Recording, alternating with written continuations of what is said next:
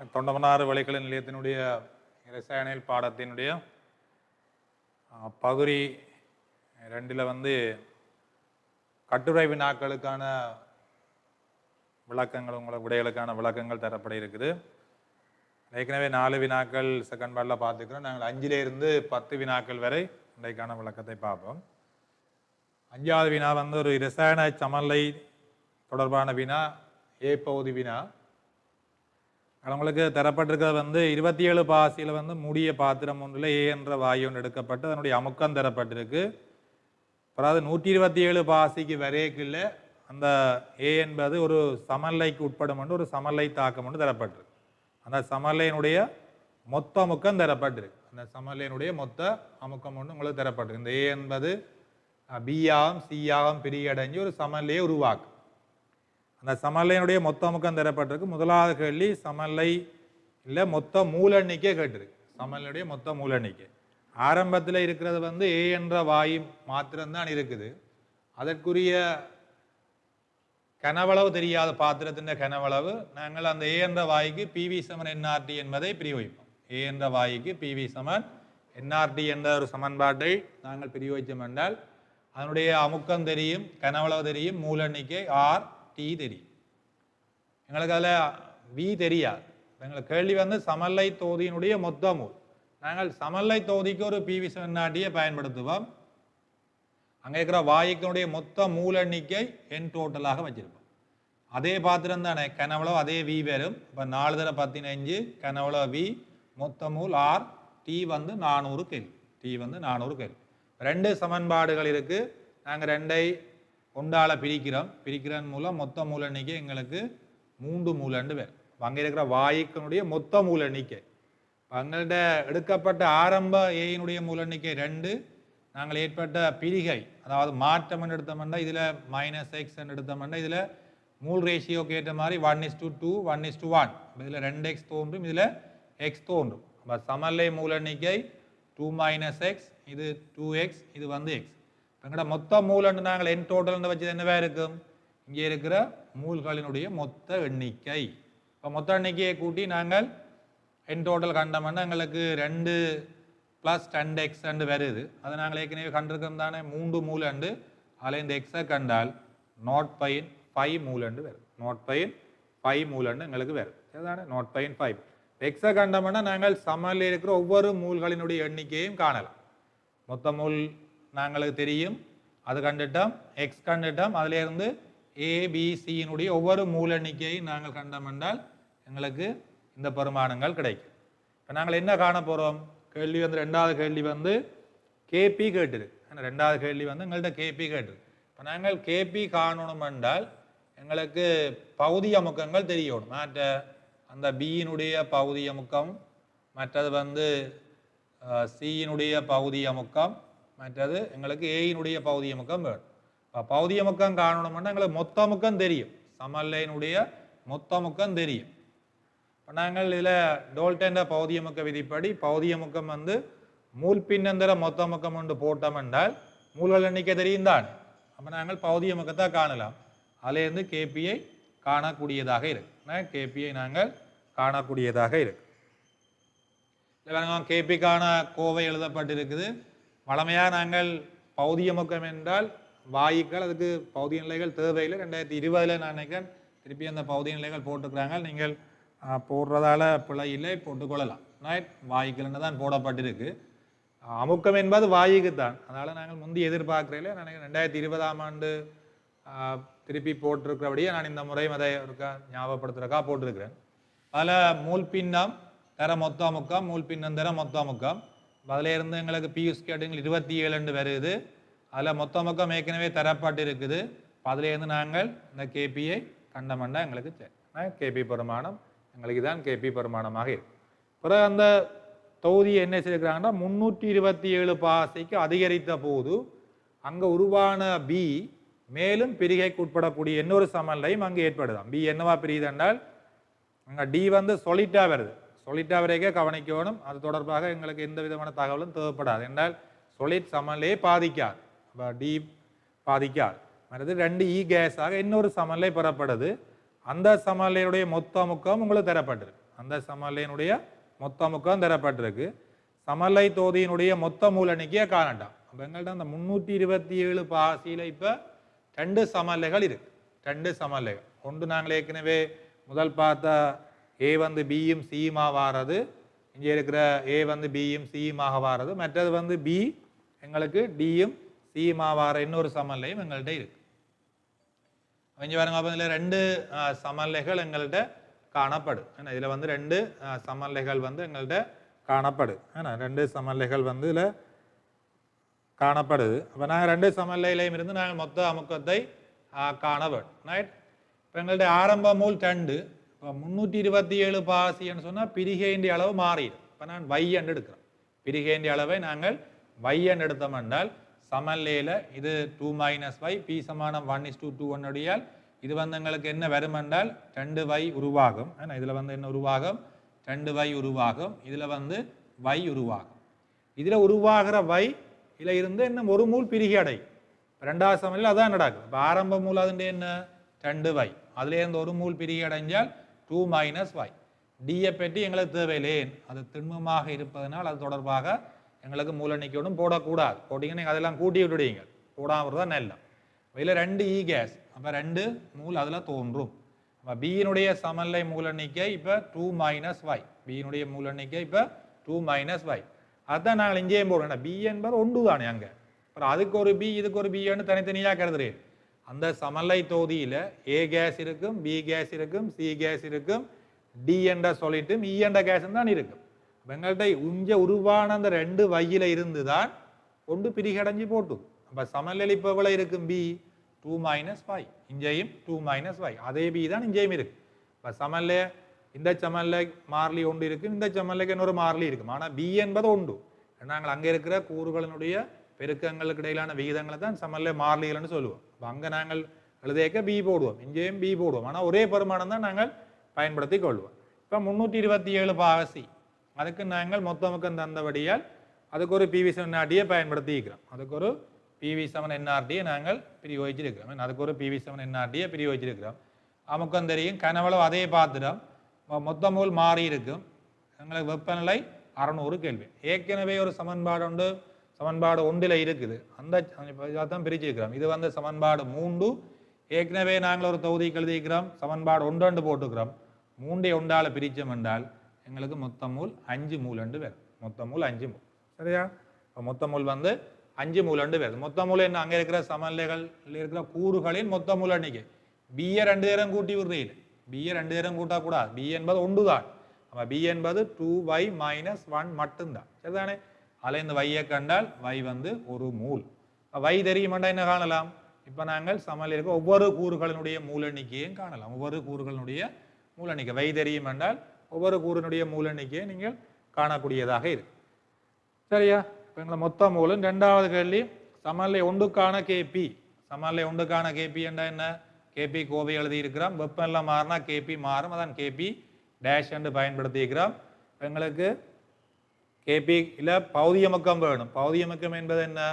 மூல் பின்னந்தர மொத்த அமுக்கம். இப்போ மூல் பின்னந்தர மொத்த அமுக்கத்தை போட்டால் அதுக்குரிய கேபி பெருமானம் 4 தர 10 வேறு. பெஸ்கால் வர்க்கம் அண்டு யூனிட் வேறு. இதுதான் அதனுடைய கேபியாக இருக்கு. அடுத்த கேள்வி கேட்டு, சமநிலை 1 அகவப்பத்துக்குரியதா புறவப்பத்துக்குரியதான்னு கேட்டிருக்கு. சமநிலை 1 வந்து அகவப்பத்துக்குரியதா புறவப்பத்துக்குரியதான்னு நான் என்னத்தை வச்சு காணலாம்? கேபி பெருமானத்தை வச்சு சொல்லலாம். அல்லது அங்கே விளைவுகளுடைய மூல எண்ணிக்கைகள் கூடினதை குறைஞ்ச வச்சு சொல்லலாம். இப்போ வெப்பநிலை கூடையக்கு கேபி கூடி இருக்கு. வெப்பநிலை கூடைக்கு அப்போ சமநிலை எங்கே நோக்கி நகர்ந்து இருக்குது? கேபி கூடியிருக்குன்னா சமநிலை முன்னோக்கி நகர்ந்துருக்கு. அதிகரிக்கப்பட்ட வெப்பநிலையை குறைக்கிறதுக்காக முன்னோக்கி நகர்ந்து. குறைக்கணும் என்றால் என்ன செய்யணும்? வெப்பத்தை உள்ளெடுக்க வேணும். ஆகவே முன்முகத்தாக்கம் அகவெப்பத்தாக்கமாக இருக்கும். முன்முகத்தாக்கம் அகவெப்பத்தாக்கமாக இருக்கும். சரி, 327 பாயில் சமநிலை 2க்கான கேபி கேட்டு. சமநிலை 2ல் இருக்கிறது டி வராது. டி கேபி கோவையில் போடக்கூடாது. அப்போ நாங்கள் இ சார்பாகவும் பி சார்பாகவும் இந்த கேபி கோவையை நாங்கள் எழுத வேணும். பௌதியமேற்கு என்பது மூல் பின்னந்தர மொத்த முக்கம். அதுலேருந்து கேபி கண்டால் 8 தர 15 பெஸ்கால் என்று வரும். 8 தர 15 பெஸ்கால் என்று வரும். இவ்வளோ தான் ஏற்பாட்டில் உள்ள கேள்வியாக இருக்கு. ஏற்பாட்டில் உள்ள கேள்வி என்பது இவ்வளோ தான். சரியா? ஏற்பாட்டில் உள்ள கேள்வி. பி பாட் கேள்வி பா. பிபாட் வந்து ஒரு சின்ன கேள்வி உண்டு, அதாவது வெப்ப ரசாயனம் தொடர்பான கேள்வி உண்டு. அதில் உங்களுக்கு 127 பாசியிலையும் குறித்த அமுக்கத்திலையும் ஒரு இவ்வளவு பாத்திரத்தில் 2 வாயுக்கள், அதாவது எதேன் பியூட்டேன் என்ற வாயு கலவை வந்து எரிக்கப்படுது. எரிக்கப்படையக்குள்ள வெளிவந்த மொத்த வெப்பம் உங்களுக்கு தரப்பட்டிருக்கு. அதில் தோன்றல் வெப்பங்களும் உங்களுக்கு தரப்பட்டிருக்கு. ஒவ்வொரு கேள்வியாக பார்ப்போம். முதலாவது தகன வெப்பம் கேட்டிருக்கு. தகன வெப்ப சமன்பாடுகள் எழுதியிருக்கிறோம். பௌதிக நிலைகள் போடப்பட்டிருக்க வேணும். பௌதிக நிலைகளை கவனிக்க வேணும் கட்டாயம். மற்றது தாக்கம் சமன் செய்யப்பட்டிருக்க வேணும். எளிய முழுகன் வீதங்களிலே சமன் செய்யப்பட்டிருக்க வேணும். நீங்கள் இதை சக்கர முறையிலையும் செய்யலாம், சமன்பாட்டு முறையிலையும் செய்யலாம். ரெண்டுக்கும் ஒரே புள்ளிகள் தான். ஆனால் இதில் செய்யக்குள்ள சில நேரம் ஏதாவது ஒரு பிள்ளை ஒன்று வருமாக இருந்தால் கூடிய புள்ளிகளை இழக்க வேண்டி வரும். ஆனால் சக்கர முறையாக இருந்தால் உங்களுக்கு இழக்கக்கூடிய புள்ளிகள் வந்து குறைவாக இருக்கும். ஏதோ ஒரு தவறு இருந்தால் மற்ற சக்கர படிகளுக்கான புள்ளிகளை நீங்கள் பெற்றுக்கொள்ளக்கூடியதாக இருக்கும். ஆனால் இதில் வந்து நீங்கள் ஒரு தவறு விடுவீங்களாக இருந்தால் நிறைய புள்ளிகளை இழக்க வேண்டி தரும். என்றால் சக்கரத்துக்கு வர்ற அவ்வளோ புள்ளிகளை நாங்கள் இதுக்குள்ள தான் கொண்டு போட போகிறோம். அதனால் கூடிய புள்ளிகளை இழக்க வேண்டி வரும். அந்த சமன்பாடு நாங்கள் எழுதியிருக்கிறோம். அந்த விளைவுகள் தாக்கிகள் என்ற ரீதியில் அந்த விளைவில் இருக்கிறது CO2 நீர், தாக்கி வந்து C2H6, அதனுடைய பெருமானங்கள் எழுதப்பட்டு மூல் குணங்களால் பெருக்கணும். அங்கே தரப்படுகின்றது ஒரு மூலுக்கு தான். ஆனால் அந்த மூலன்றது வரும். ரைட், அந்த நாங்கள் குவான்டிட்டி அந்த பெருமானத்தால் மட்டும்தான் பெருக்க வேணும். 2 பெருக்கும். ஏன்னா ஒரு மூலுக்கு தானே தர்றாங்க. 2 CO2 3 நீர் என்றால் பெருக்க வேணும். பெருக்கினீங்கன்னா அதனுடைய பெருமானங்கள் உங்களுக்கு 1562 பேர். C2H6 தகன வெப்ப உள்ளுரை வந்து உங்களுக்கு தரப்பட்டிருக்கு. சரிதானே? அதனுடைய தகனம் வெப்ப நியம தகனம் என்று கேட்காதபடி அந்த ஸ்டாண்டர்ட் நாங்கள் போடுவோம். ஸ்டாண்டர்டை போடாமல் ஸ்டாண்டர்ட் பெருமானத்தை பயன்படுத்திக்கிறோம். அதுதான் எடுக்கோள். வெப்பநிலை மாறும் போது வெப்ப உள்ளுரையில் மாற்றம் இல்லை என்பது எடுக்கோள். இப்போ நீங்கள் ஸ்டாண்டர்ட் போட்டிங்கன்னா உங்களுக்கு புலதான் போட வேண்டி வரும். கேள்வி கேட்கப்பட்டிருக்கு தகன வெப்ப உள்ளுரை. ஏன்னா இந்த ப்ராக்டிக்கல் 127 பாகத்தை செய்திருக்கிறோம்.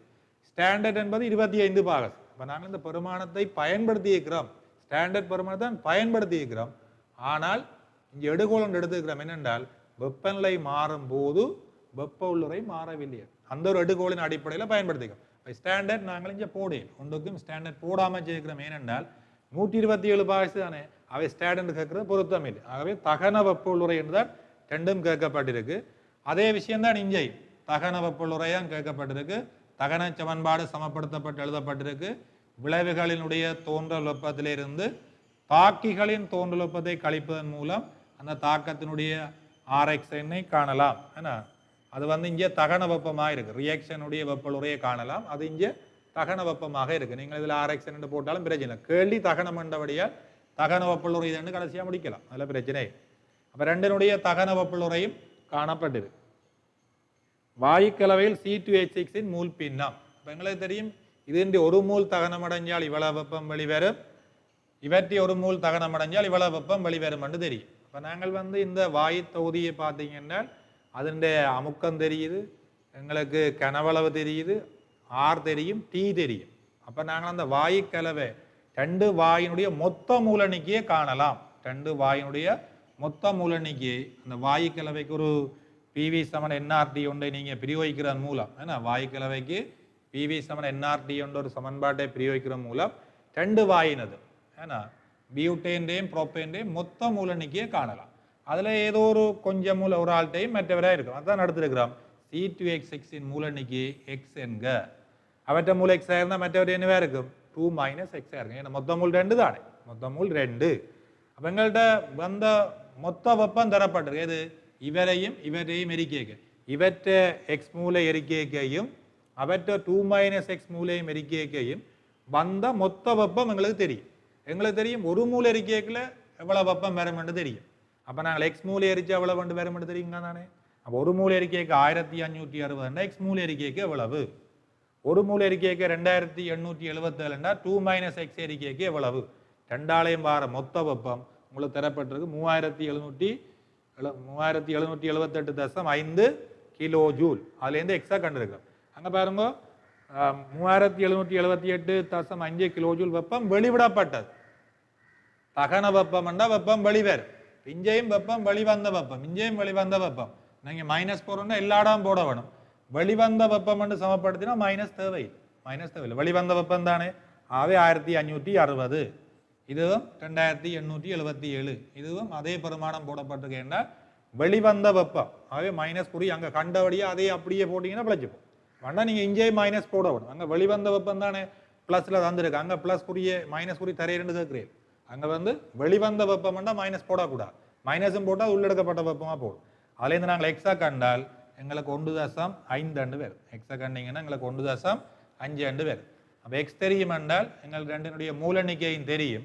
அதுலேருந்து நாங்கள் அவருடைய மூல் பின்னத்தை நாங்கள் காணக்கூடியதாக இருக்கு. அவருடைய மூல் பின்னத்தை நாங்கள் காணலாம். மூலெண்ணிக்கை கண்டிங்கன்னா மூல் பின்னத்தை காணலாம். ஆனால் மூலெண்ணிக்கை கண்டிங்கன்னா நாங்கள் மூல் பின்னத்தை காணலாம். இங்கே எடுகோல் என்னென்று கேட்டிருக்கிறாங்க. மேற்படி கணிப்பில் மேற்கொண்டு எடுகோல் நான் ஏற்கனவே சொன்ன மாதிரி தான் டெல்டா எச் பரிமாணங்கள் வெப்பநிலையில் தங்கவில்லை அல்லது வெப்பநிலையால் மாறவில்லை என்று எடுக்க வேண்டும். மற்றது வாயுக்கள் இலட்சிய வயன் பிவி என்ஆர்டியை பிரயோகித்தபடியால் வாயுக்களை நாங்கள் இலட்சிய வாயுக்களாக கருதி இருக்கிறோம். 5வது வினாவினுடைய சி பகுதி வந்து எங்களுக்கு சுய இயல்புகள் தொடர்பாக போடப்பட்ட ஒரு கேள்வியாக இருக்குது. அதில் உங்களுக்கு சுய இயல்புகளில் தரப்பட்டிருக்கிறது டெல்டா எச் ஃபார்மேஷன் தந்திருக்கிறாங்க. முதலாவது தாக்க வெப்பொள்ளுறை ஆர்எக்ஸ்ன்னு தான் கேள்வி. இதான் எங்களுடைய இனிஷியல் சமன்பாடு. அங்கேயும் நாங்கள் அதான் சொன்னேன். அதாவது ஒரு தாக்கத்தினுடைய வெப்பொள்ளுறை காணணும் என்றால் விளைவுகளில் இருந்து தாக்கியனுடையதை கழிக்கலாம். இங்கே கேட்கப்பட்டிருக்க நியமம் தந்து நியமமே கேட்டிருக்கு. ஆகவே ஸ்டாண்டர்ட் குறியீடு போட வேணும். ஸ்டாண்டர்ட் குறியீடு நாங்கள் கட்டாயம் போட வேணும் இல்லையா. விளைவுகளில் இருந்து தாக்கியனுடைய வெப்பொள்ளுறையை கழிச்சம் என்றால் எங்களுக்கு அதனுடைய தாக்க வெப்பொள்ளுறை வந்து எங்களுக்கு வருது. தாக்க வெப்பொள்ளுறை எங்களுக்கு 202.1 கிலோஜூல் மூல் -12 வருது. சரியா.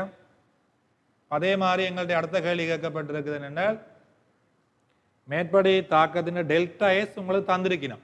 டெல்டா எஸ் உங்களுக்கு தரப்பட்டிருக்கு. ஏன்னா டெல்டா எஸ் நாங்கள் தந்திருக்கிறோம் 101 உங்களுக்கு தரப்பட்டிருக்கு. கேள்வி டெல்டா ஜியும் அப்புறம் இந்த தாக்கம் சுயமாக நடைபெறுமா இல்லையா என்பதை நாங்கள் டெல்டா ஜியை வச்சு கொண்டு சொல்லலாம். டெல்டா ஜி நெகட்டிவாக இருக்குமாக இருந்தால் அந்த தாக்கம் வந்து சுயமாக நடைபெறும்.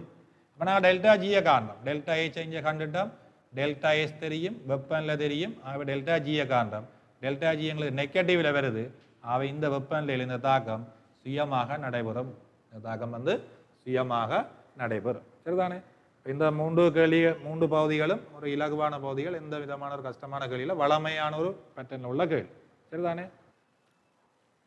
அடுத்ததாக பிள்ளைகள் நாங்கள் பகுதி 2 6வது வினாவை பார்ப்போம்.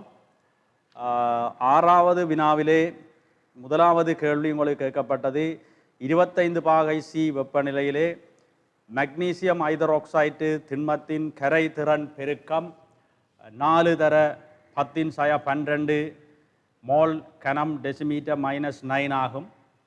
இந்த வெப்பநிலையில் MgOH2இன் ஒரு நிரம்பிய நீர்க்கரைசலில் உள்ள Mg2+ செறிவை கணிக்குக. இப்போ உங்களுக்கு அந்த வினா வந்து அதிலே கேட்கப்பட்டிருந்தது.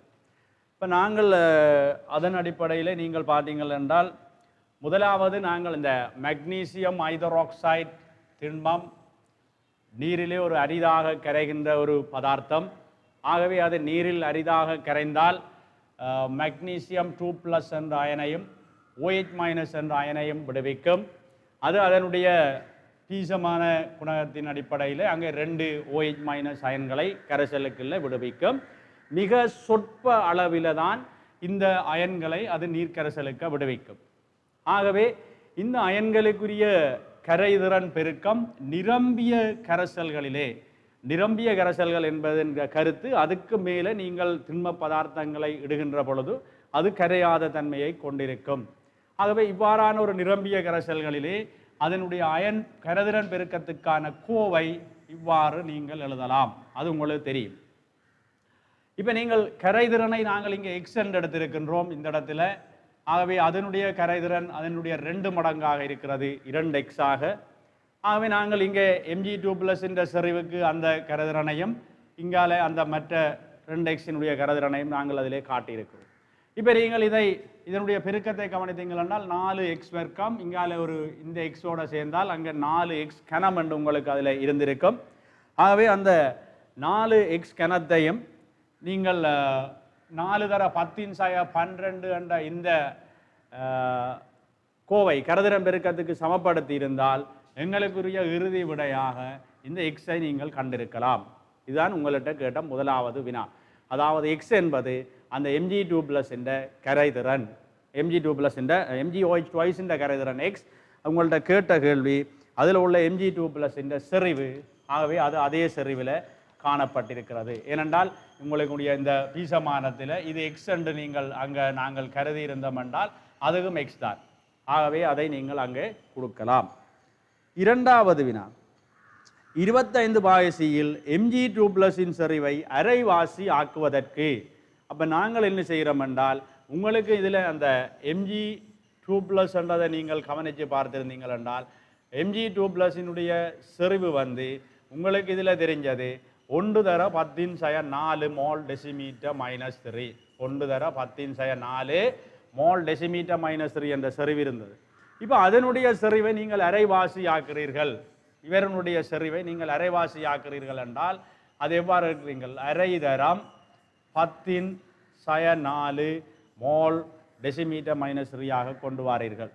அதைத்தான் நாங்கள் இங்கே அப்போ Mg2+ என்ற செறிவை நாங்கள் இதிலே அரைவாசி ஆக்கி இருக்கிறோம். அப்போ Mg2+ என்ற செறிவை 0.5 என்று ஆக்கியிருக்கிறேன்.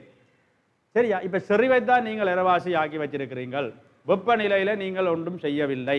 ஆகவே கரைதிறன் பெருக்கம் மாற்றமடையாது.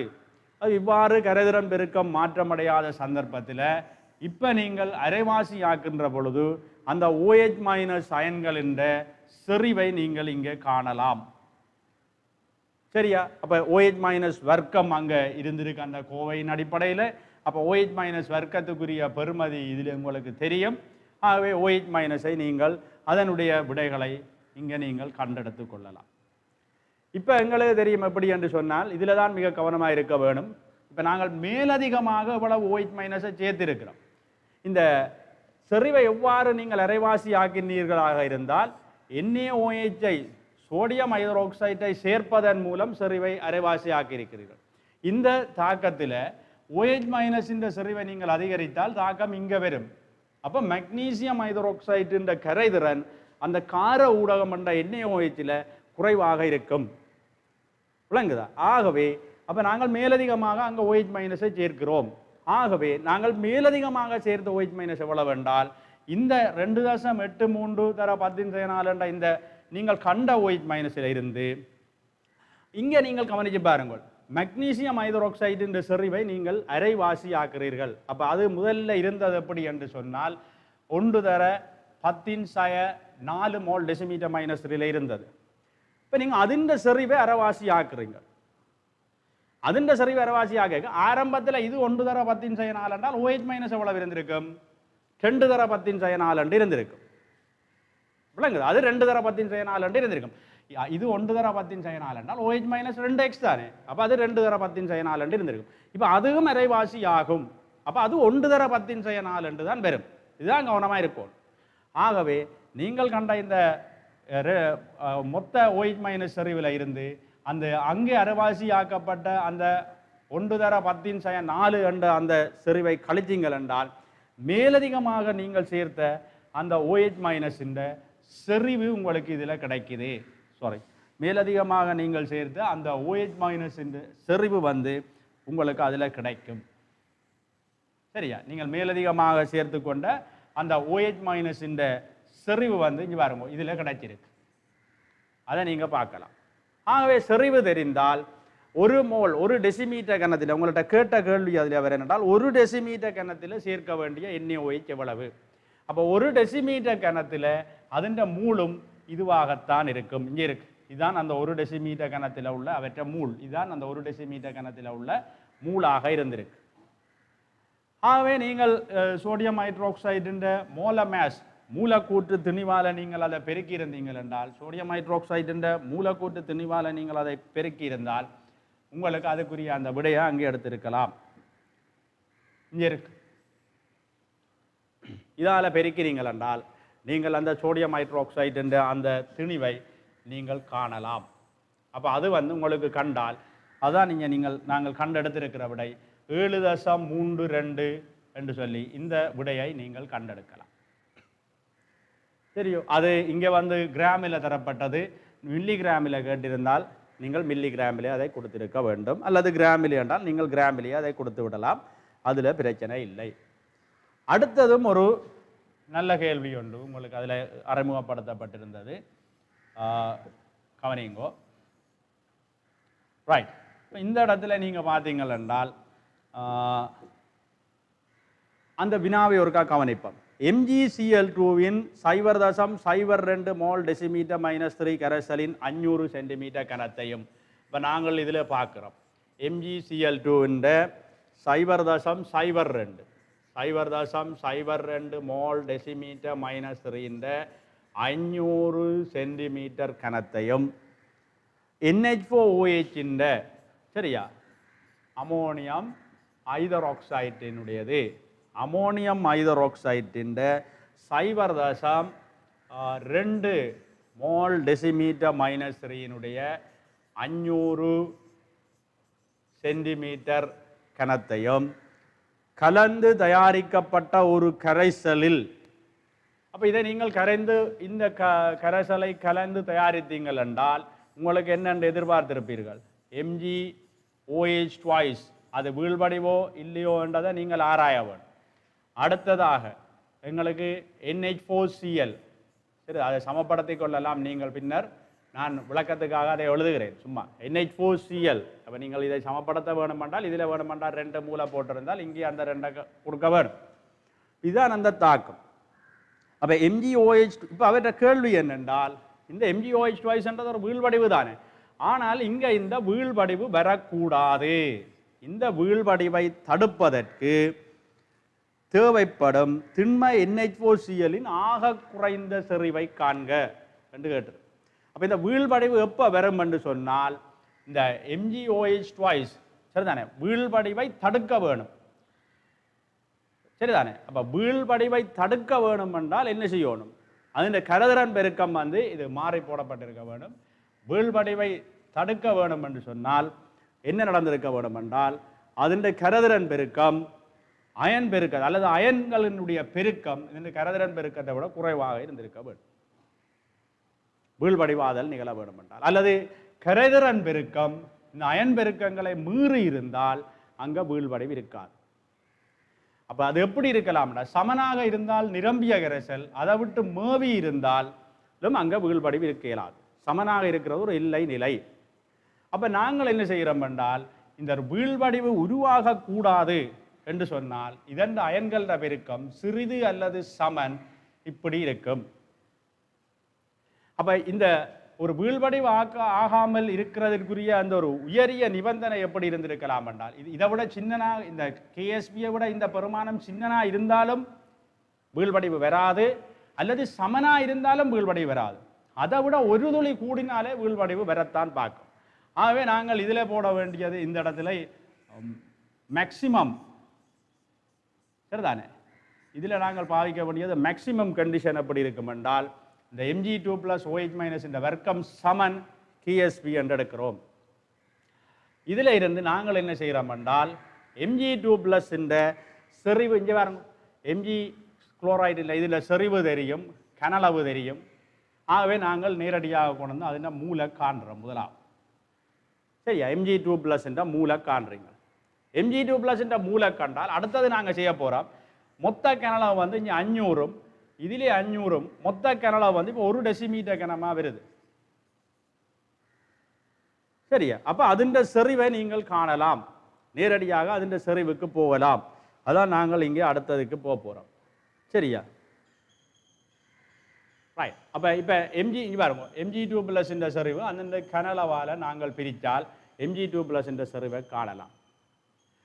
அடுத்தது நீங்கள் Mg2+ இந்த செறிவை கண்டால் இந்த முன்னைய இந்த சமன்பாட்டில் நீங்கள் பயன்படுத்தி கொண்டு Mg2+ என்ற செறிவை கண்டிருந்தீங்கள் என்றால்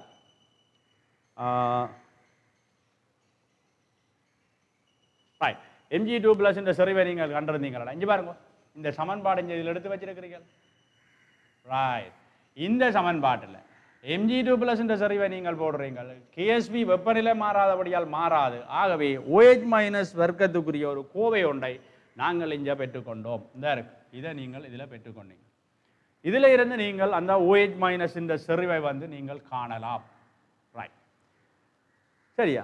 அடுத்த விஷயம் என்ன கேட்கிறார் என்று சொன்னால் NH4OH சரிதானே? அப்ப உங்களுக்கு கேட்கப்பட்டிருக்கு அமோனியம் ஹைட்ரோக்சைடை நீங்க பார்த்தீங்கள் என்று சொன்னால் அமோனியம் ஹைட்ரோக்சைடு வந்து அந்த OH மைனஸை கொடுக்கணும். ஏனென்றால் பிள்ளைகள் Mg2+ MgCl2 இருந்து வந்தது.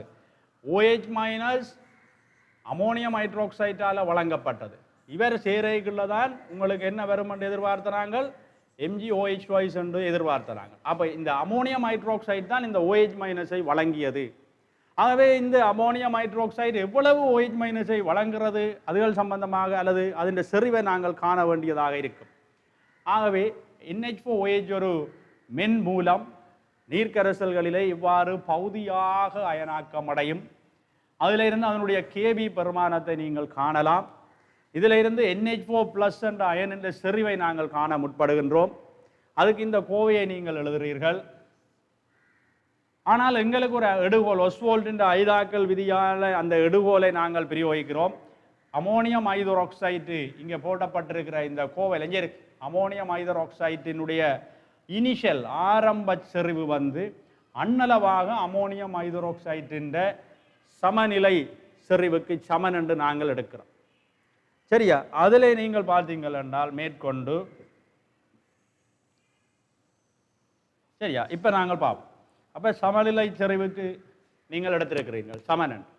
இது வந்து ஒஸ்வால்ட் ஐதாக்கள் விதி. இதெல்லாம் எழுதணும். இதுக்கெல்லாம் மார்க்ஸ் இங்கே கொடுத்துருக்கு. இங்கே நான் கொடுத்துருக்கிறேன் மார்க்ஸ். அப்போ அதுகளை கவனிக்கணும்.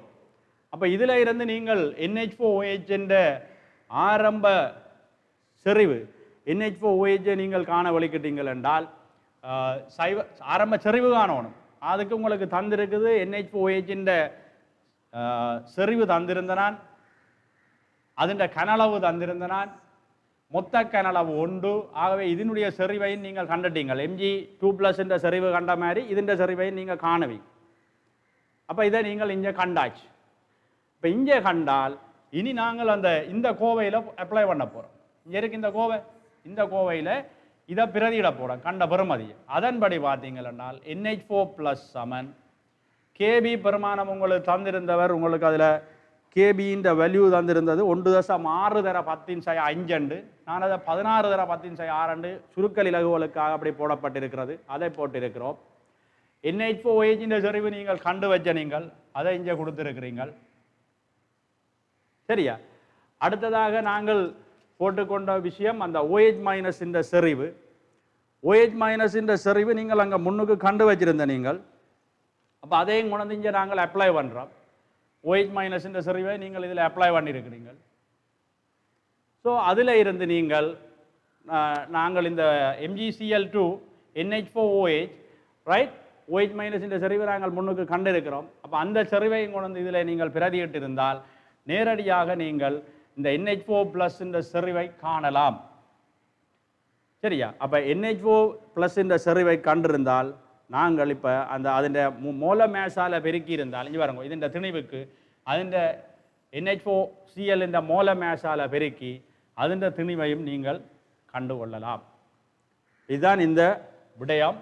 இதுகளை நீங்கள் இங்கே பார்த்தீங்கன்னா சரி இங்கே இருக்குது OH- இந்த செறிவு கண்டு வச்சிருக்கிறோம்.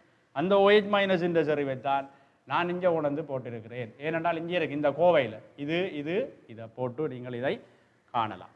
இவ்வளவுதான் இந்த வினாவுக்குரிய விடயம்.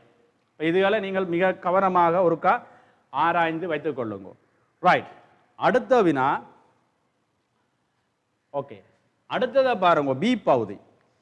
இது வந்து அவத்தை சமநிலைகளுக்குள்ள உள்வாங்கப்பட்டிருக்கிறது. இந்த வினா அவத்தை சமநிலை தொடர்பாக உங்களுக்கு கொண்டு வரப்பட்டிருக்கிறது. ஆகவே அதை நீங்கள் பார்த்தீங்கள் என்றால் ஒரு இலட்சிய துவித கரைசலுடன் சமநிலையில் உள்ள ஆவி அவத்தையின் அமுக்கம் P மொத்த அமுக்கம். திரவ அவத்தையில் அந்த 2 கூறுகளின் அது மூல் பின்னங்கள் XAயும் XBயும் அதுங்க திரவ அவத்தையில் தான் அந்த கூறுகள் XAயும் XBயும் இப்படி நீங்கள் போட்டு வச்சிருந்தால் பிழைக்காது. அதேவேளை அவற்றின் நிரம்பல் ஆவி அமுக்கங்களும் தரப்பட்டிருக்கிறது. P0Aயும் P0Bயும் அந்த நிரம்பலாவி அமுக்கங்களும் தரப்பட்டிருக்கின்றது என்றால் இப்போ உங்களை அதை நிறுவ சொல்லி கேட்டிருக்கு. அப்போ நாங்கள் இங்கே ஆவியிலே வந்து டால்டன் பௌதி அமுக்க விதியை பயன்படுத்துகிறோம். வாயுக்கள் இலட்சிய நடத்தையை கொண்டதாக நாங்கள் கருத வேணும். அல்லாட்டி நீங்கள் அப்படி சொன்னால் சிறப்பு.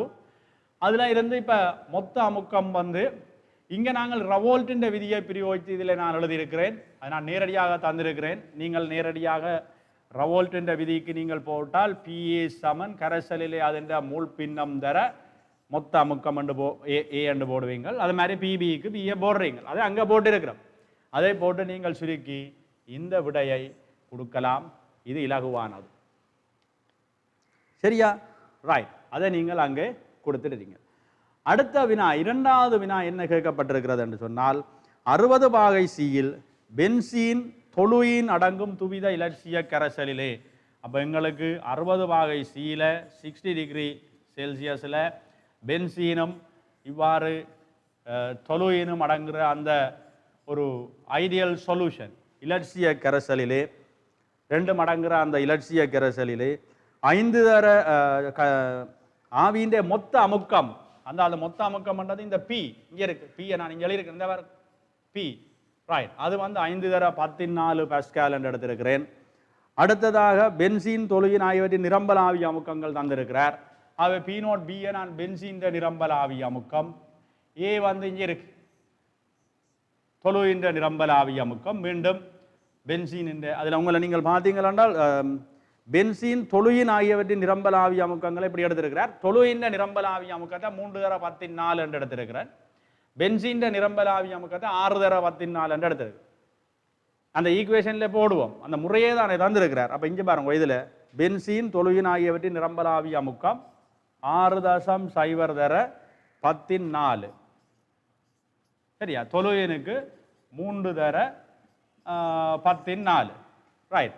அப்போ அதை நீங்கள் அங்கே அப்ளை பண்ணி அதை அதில் நீங்கள் பிரதியிட்டு இருந்தீங்கள் என்றால் இந்த ஏ என்றதை காணலாம். இதில் நான் ஏ என்ற என்ன சொல்லியிருக்கிறேன். பென்சீன் மூல் பின்னம், பி வந்து தொலுயினில் மூல் பின்னம் அந்த ஈக்குவேஷனில் இருக்கிற மாதிரி கரைசல்கள். அப்போ அதில் இருந்து நீங்கள் என்ன செய்திருக்கலாம் என்று சொன்னால், முதலாவதாக நாங்கள் இந்த இடத்துல நீங்கள் போட்டிருந்தீங்கள் என்றால் அதை நீங்கள் எடுத்ததின்படி 3 தர 14 அந்த ஈக்குவேஷனில் நீங்கள் அப்ளை பண்ணினீங்கன்னா இதில் ஏ வருது. ஏ என்று நீங்கள் எடுத்துக்கொண்டது இந்த இவர் பென்சீன். அதான் நான் இங்கே போட்டிருக்கேன், மூல் ஃப்ராக்ஷன் ஆஃப் பென்சீன். அப்போ எக்ஸ் பென்சீனை வந்து நீங்கள் காணலாம் இதில். அதை மாதிரி அதை கண்டிங்கன்னா மொத்த மூல் பின்னங்கள் என்ற கூட்டுத்தொகை வந்து 1. அதாவது எக்ஸ்ஏ சக எக்ஸ்பி வந்து 1. அதில் இருந்து நீங்கள் என்ன செய்து விடலாம் என்று சொன்னால் 1ல் இருந்து கழித்து அடுத்த விடையையும் நீங்கள் கொடுத்து கொள்ளலாம். அது நீங்கள் இலகுவாக அதை அணுகலாம். ரைட். இனி மூன்றாவது என்ன கேட்கப்பட்டது என்றதை பற்றி பார்ப்போம். சரியா? முதலாவதுல திரவ அவத்தையில் பென்சீன் தொலுயின் ஆகியவற்றின் மூல் பின்னங்கள் கொடுத்துட்டீங்கள். ஆவி அவத்தையில் பென்சீன் தொலுயின் ஆகியவற்றின் மூல் பின்னம், ஆவி அவத்தையில மூல் பின்னத்தை கேட்டிருக்கு. உண்மையில இந்த கேள்வியை நான் முதலிலே பௌதிக அமுக்கத்தை கேட்டு பின்னர் ஆவி அமுக்கத்தில் மூல் பின்னத்தை கேட்டிருந்தால் உங்களுக்கு ஒரு ஒழுங்கமைப்பாக வந்திருக்கும். நான் ஒரு சிறிய நீங்கள் ஒரு கொஞ்சம் யோசித்து பார்க்கட்டும் என்றதுக்காக அதை அந்த கேள்வியின் இலக்கத்தை நான் அப்படி மேலேகளே மாற்றி விட்டேன். எப்படித்தான் இருந்தாலும் நீங்கள் அதனுடைய பௌதிக ஆவி அமுக்கங்களை கண்டிருந்தால்தான் ஆவி அவத்தையில் உள்ள அவற்றை மூல் பின்னத்தை இந்த டால்டன் சமன்பாட்டை பிரயோகித்து நீங்கள் காண முடியும். அப்போ பௌதிக அமுக்கத்தை காண்றதுக்கு இங்கே ரவோல்ட்டின் விதியை நீங்கள் பயன்படுத்தி இருப்பீங்கள்.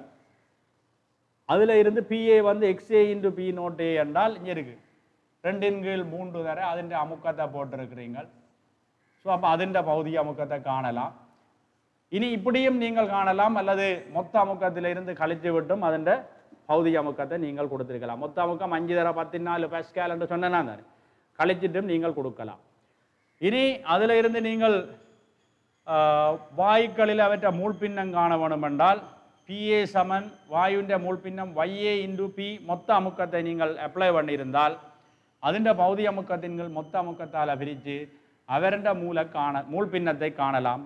பிறகு 1ல் இருந்து கழித்து ஏனைய மூல் பின்னத்தையும் காணலாம். அப்போ இது உங்களுக்கு அது ஒரு இலகுவான வினா அதிலே அறிமுகப்படுத்தப்பட்டது. அடுத்ததை கவனிங்க. மூன்றாவது விஷயம் ஒரு தாக்க இயக்கவியலுக்குள்ளே உங்களுக்கு அதில் போடப்பட்டிருக்கு. இது அந்த முதல் கண்ட பௌதிக அமுக்கங்கள் தானே. மூன்றாவது கேள்வியில் பௌதிக அமுக்கம் தானே கேள்வி கேட்டது. நீங்கள் 2வது அமுக்க கேள்வியில் அதை கண்டு வச்சிருக்கிறீங்க. ஆனால் மூன்றாவது வினாவுக்கு நீங்கள் இந்த விடையை கொடுக்கணும். அப்போ இந்த 5 5 10 புள்ளியை அங்கே கொண்டுவரலாம். அதுகளை கவனியுங்க ஒருக்கா. கேட்ட வினாவுக்கு கேட்ட விடையை கொடுங்க. முதல் ஏதும் கண்டிருந்தாலும் அந்த வினாவுக்கு கீழே அந்த விடையை கொண்டு வர முயற்சி செய்யுங்க. ஓகே, அடுத்தது உங்களுக்கு அந்த சமன்பாட்டில் முதலாவது வந்து தாக்கியில் இருந்து ஒரு இடைநிலை ஒன்று உருவாக்கப்படுகிறது. இது வந்து ஒரு தாக்கி, அது எப்படியாகவும் இருக்கட்டுமே. இதில் வந்து ஒரு இன்டர்மீடியட் இடைநிலை ஒன்று உருவாகிறது. அடுத்ததாக இந்த இன்டர்மீடியட் வந்து விளைவாக உருவாகிறது அல்லது ப்ரொடக்டாக உருவாகிறது. சரிதானே? ரியாக்டன் ப்ரொடக்ட் ஒரு இன்டர்மீடியட்டோட இந்த ரியாக்ஷன் நடக்குதாம். அதில் அந்த அந்த தாக்கத்தில் அவர் சொல்லுகிறார் என்னென்னால் இந்த ரைட் இவர் K1 என்றது ஸ்லோவாக இருக்கிறதாகவும் மெதுவாக இருக்கிறதாகவும் நான் சொல்லியிருக்கிறேன். K2 என்றது விரைவானதாகவும் என்று சொல்லியிருக்கிறேன். இதில் விரைவு என்று சொல்லியிருக்கிறேன். மிக விரைவா அல்லது விரைவானதா மிக விரைவானதா என்றதை நான் குறிப்பிடவில்லை. ஆகவே இந்த 2 படம் உங்களுக்கு பொருந்தும். அதான் அந்த ஓர் அல்லது என்று தந்திருந்தேன். இப்போ ஏற்கனவே MCQவில் இப்படி ஒரு கேள்வி உங்களுக்கு அந்த MCQ வினாவை தொகுத்தவரால் வழங்கப்பட்டிருந்தது. அதே மாதிரியான ஒரு கேள்வியை விரிவாக நான் இங்கே உங்களுக்கு தந்திருந்தேன். ஆகவே அங்கே என்ன நடந்திருக்குது என்று சொன்னால் உங்களுக்கு இங்கே பாருங்க, தாக்கியினுடைய செறிவு அப்படியே குறைவடைந்து கொண்டு வரும். தாக்கன் நடக்க தாக்கியின் செறிவு குறைவடையும். விளைவு என்ன செய்யும்? 0 இருந்து அதிகரித்து கொண்டு போகுது. இந்த 0 இருந்து அதிகரித்து கொண்டு போகுது. உங்களுக்கு பிரச்சனை இந்த இடைநிலை தான். பிள்ளைகள் இந்த இடைநிலை உருவாகி கொண்டு இருக்கல, சரிதானே? இந்த இடைநிலை வந்து அங்கே உருவாகி கொண்டு இருக்கல, இங்கே அழிஞ்சு கொண்டு இருக்கு. அப்போ அவர் உங்களுக்கு அந்த பல்வேறு MCQ விளங்கப்படத்தேங்க நீட்டாக சொல்லியிருந்தார். கதிரைகள் மேசைகள், இதில் ஒரு செட் ஆஃப் கிளாஸ் ரூம், இதில் ஒரு செட் ஆஃப் கிளாஸ் ரூம், மேல் மாடி கீழ் மாடின்னு வச்சுக்கொள்ளுங்க. இதில் வச்சு டிரான்ஸ்ஃபர் பண்ணுறோம். சரி, அப்போ இங்கே இருந்து கதிரைகள் இங்கே அடுக்கப்பட்டு கொண்டு இருக்கு. இங்கே இருந்து கதிரைகள் அவர் சொன்ன மாதிரி இந்த இடத்துல அடுக்கி கொண்டு இருக்கிறீங்க கதிரைகள். சரியா? அதே கதிரைகளை இங்கால இருக்கிற நபர்கள் இங்கே டிரான்ஸ்ஃபர் பண்ணுறார்கள். இவர்கள் நல்ல துடிப்பானவர்கள். ஆகவே இவர்கள் விரைவாக இழுத்து கொண்டு போகிறார்கள். இங்கே வெற்றிடம் வந்துடும். இங்கே கதிரை இல்லை கொண்டு போகிறது, அந்த வேகத்தில் போய்கொண்டிருக்கும். ஆகவே இந்த விளைவு இன்டர்மீடியட் இப்படி உருவாகிற அந்த சந்தர்ப்பத்தில் அழிகிறது கூட. இன்னும் விரைவண்டால் அது இப்படியே வரும். அதைத்தான் இந்த விரைவில் காட்டப்பட்டிருக்குது. நீங்கள் 2ல் ஒரு விரைவை கொடுத்திருந்தால் உங்கள் ஆசிரியர்கள் உங்களுக்கு அதற்கான புள்ளிகளை வழங்க வேண்டும். அவர்களுக்குரிய அறிவுறுத்தலை நான் இந்த மார்க்கிங் ஸ்கீமில் வழங்கப்பட்டிருக்கிறது. சரியோ? அப்போ நீங்கள் அதை அங்கே பயன்படுத்தி கொள்ளலாம்.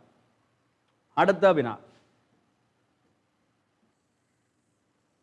ஓகே, அடுத்தது வினா பார்த்தீங்கன்னா முதல் வரிசை தாக்கம் ஒன்று அரை ஆயுட்காலம் ஹாஃப் லைஃப் 20 நிமிடங்கள் ஆகும். முதலாம் வரிசை தாக்கத்தின் அரை ஆயுட்காலத்துக்குரிய அந்த சமன்பாட்டை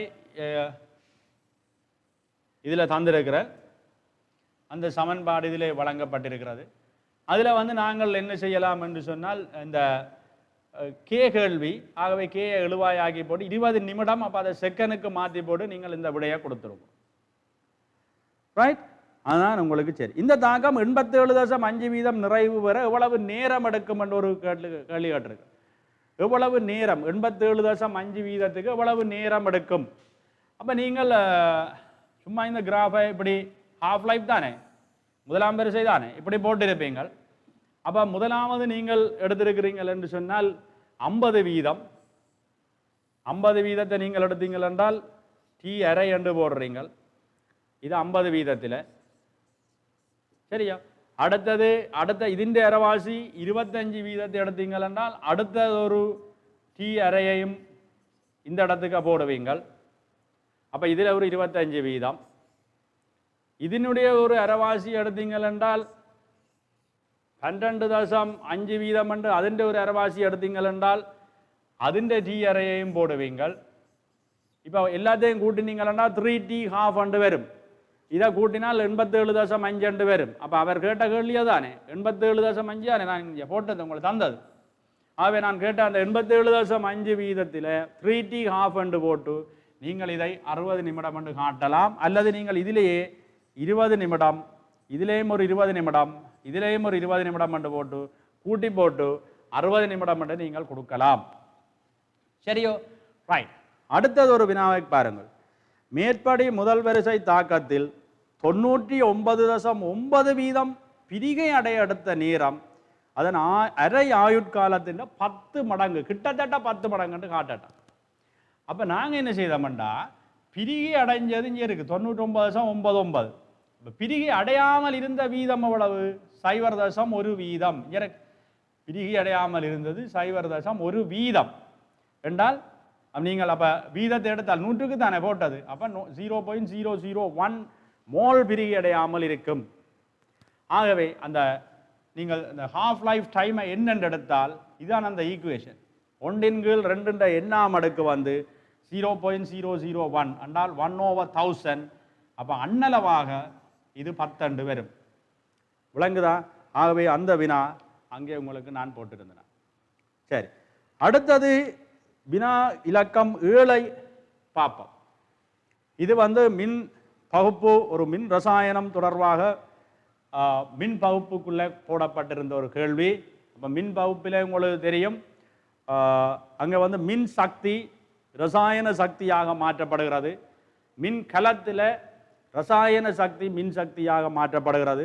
அங்கே அந்த அனோட்டு கதோட்டில் நடைபெறுகிற தாக்கம், அனோட்டு மின்வாய் கதோட்டு மின்வாய், அதன் நேர் எதிர் முனைவுகள், ஒட்சியேற்றல் தாழ்த்தல்கள், இதுகள் எல்லாவற்றினையும் ஒற்றுமை வேற்றுமைகளை நீங்கள் அவதானித்து வச்சிருக்க வேண்டும். அது உங்களுக்குரிய ஒரு முக்கியமான ஒரு கடமை. அதை நீங்கள் அவதானித்து வச்சிருங்கோ. அது இருக்கட்டும். இப்போ நாங்கள் இங்கே என்னென்றால் ஒரு ஐதான H2SO4 நீர்க்கரைசலானது, இவர் எப்படி சொல்கிறார், இப்படி ஒரு ஐதான H2SO4 நீர்க்கரைசலானது இந்த கேள்வியை முதல் வடிவாக விளங்கிக் கொள்ளும். இப்படி ஒரு சடத்துவ மின்வாய்கள், சிலவளை இங்கே அதை பிளாட்டினம் மின்வாய்களை பயன்படுத்தி இருந்திருக்கலாம். சடத்துவ மின்வாய்களை பயன்படுத்தி இந்த ஐதான H2SO4 கரைசலானது பிளாட்டினம் தந்திருக்கிறார். அப்போ பிரச்சனை நான் கொடுக்கப்பட்டிருக்கிறது. பிளாட்டினம் மின்வாய்களை பயன்படுத்தி இதில் ஐதான சல்பூரிக் அமிலத்தை யூஸ் பண்ணி இந்த மின் பகுப்பை நாங்கள் மேற்கொள்கிறோம். இப்போ இது வந்து மறை முடிவிடம், இது நேர் முடிவிடம். இதில் வந்து நாங்கள் அனோட், இது மறை முடிவிடத்தில் கதோட், இதில் மைனஸ், இதில் ப்ளஸ், இதுகளெல்லாம் நடக்கும். உங்களுக்கு தெரியும், இதில் வந்து கதோட்டில் வந்து எப்பவுமே ரிடக்ஷன் தாழ்த்தல், அனோடில் வந்து எப்பவுமே ஆக்சிடேஷன். சரிதானே? அனோடில் எப்பவுமே இந்த ஒட்சியேற்றல் இடம்பெறும். அதுகளை நீங்கள் பார்த்து வச்சுக்கொள்ள வேண்டும். இங்கே 3 ஆம்பியர் மின்னோட்டம், அதாவது முதலாக 25 வெப்பநிலையிலையும் கண்டிஷன் தாரர். 25 வெப்பநிலை, அமுக்கம் 1/10⁵ பாஸ்கல், கரண்ட் 3.0 ஆம்பியர் மின்னோட்டம், 3 மணித்தியாலங்கள் ஹவர்ஸ். 3 மணித்தியாலம்னா எத்தனை செகண்ட்? 3 கிட்டத்தட்ட 3600 செகண்டுக்கு இது இந்த மின் பகுப்பு மேற்கொள்கிறோம். இதுதான் இந்த தகவல், தந்த தகவலே அதுதான். இதில் சில தாழ்த்தல் அழுத்த பெருமானங்கள் உங்களுக்கு அங்கே வழங்கப்பட்டிருக்கிறது. அதை நீங்கள் பார்க்க வேண்டும். மேற்படி தகவல்களையும் மின் பகுப்பு நிகழ்ச்சி திட்டத்தையும் அடிப்படையாக கொண்டு வினாக்களுக்கு விடை தருக. ஒட்சியேற்றல் தாழ்த்தல் தாக்கங்கள் நடைபெறும் மின் வாய்களை இனம் கண்டு குறிப்பிடுக. அப்போ நேரடி பாருங்க, இங்கே எழுதிட்டீங்கள் தானே, ஒட்சியேற்றம் அனோடில், ரைட், அதை நீங்கள் அங்கே கொடுங்கோ. தாழ்த்தல் கதோடில் அதை கொடுங்கோ. உடனே உங்களுக்கு புள்ளி வழங்கப்படும். அடுத்தது கேட்குறோம், சாத்தியமான அனோட்டு மற்றும் கதோட்டு மின்வாய்களில் இடம்பெறக்கூடிய அனைத்து தாக்கங்கள். இப்போ அனோட்டில் இடம்பெற அனைத்து தாக்கங்களும் பிள்ளைகள் அனோடில் ஆக்சிடேஷன். அப்போ முதல் உங்களுக்கு அந்த இந்த சார்ட் அங்கே தந்திருக்கு பேப்பரில். அப்போ SO4 H2O2- ஆக ஒட்சியேற்றப்படும். மற்ற இதில் ஒரு விஷயத்தை கவனிக்கணும். இப்படி ஒரு வினாவை கேட்டு விட்டுட்டால், இங்கே இப்படி ஒரு வினாவை கொண்டு வந்து இறக்கி விட்டாரண்டா பக்கண்டு, நீங்கள் பயப்படாமல் ஒரு விஷயத்துக்கு வாங்கும். அதாவது இதுக்குள்ள ஆர் இருப்பினம் என்று போடுங்க. H2SO4 இருக்கும். அப்ப H பிளஸும் SO4 2- என்ற அயனும் இருக்கும். அடுத்தது என்ன இருக்கும்? நீர் இருக்கும். நீர் இருக்கும். இன்னும் ஒரு உள்ள சொல்லும் சார் நீர் இருக்கு. அப்ப நீரின் அயனாக்கத்தில் அங்க H+ என்ற அயனம் இருக்கும், OH- என்ற அயனம் இருக்கும். அதை எழுதுங்க சார். நான் என்ன சொல்றேன் என்றால் இந்த நீரின் அயன ஆக்கம் மிக மிக சிறிது. அப்ப அதனால அந்த H+ உள்ள அதன் செறிவு அந்த 25 தூய நீருக்கு 10⁻7 தான். OH- அதுதான். அப்ப அதை என்னென்று நாங்கள் இந்த கணிப்பில் கன்சிடர் பண்ணலாம், கருத முடியாது. ஆகவே இதுதான் அங்க இருக்கிற அயன். அப்ப இதை பயன்படுத்தி தான் இங்க சொல்லலாம். அதனால தான் SO4 2- எடுத்தேன். அடுத்தது H2O-ஐயும் எடுத்தோம். இப்ப அதை எடுத்துட்டோம் அங்க. அது மாதிரி கதோட்டில் இங்க பாருங்க H+ தான் இருக்குது. அப்ப H+ வந்து இலத்திரனை ஏற்று 2 H+, இலத்திரனை ஏற்று ஐதரசனாக அங்க காட்டியிருக்கு. இங்க நீர் இவ்வாறு பிரிகை அடைஞ்சிருக்கு.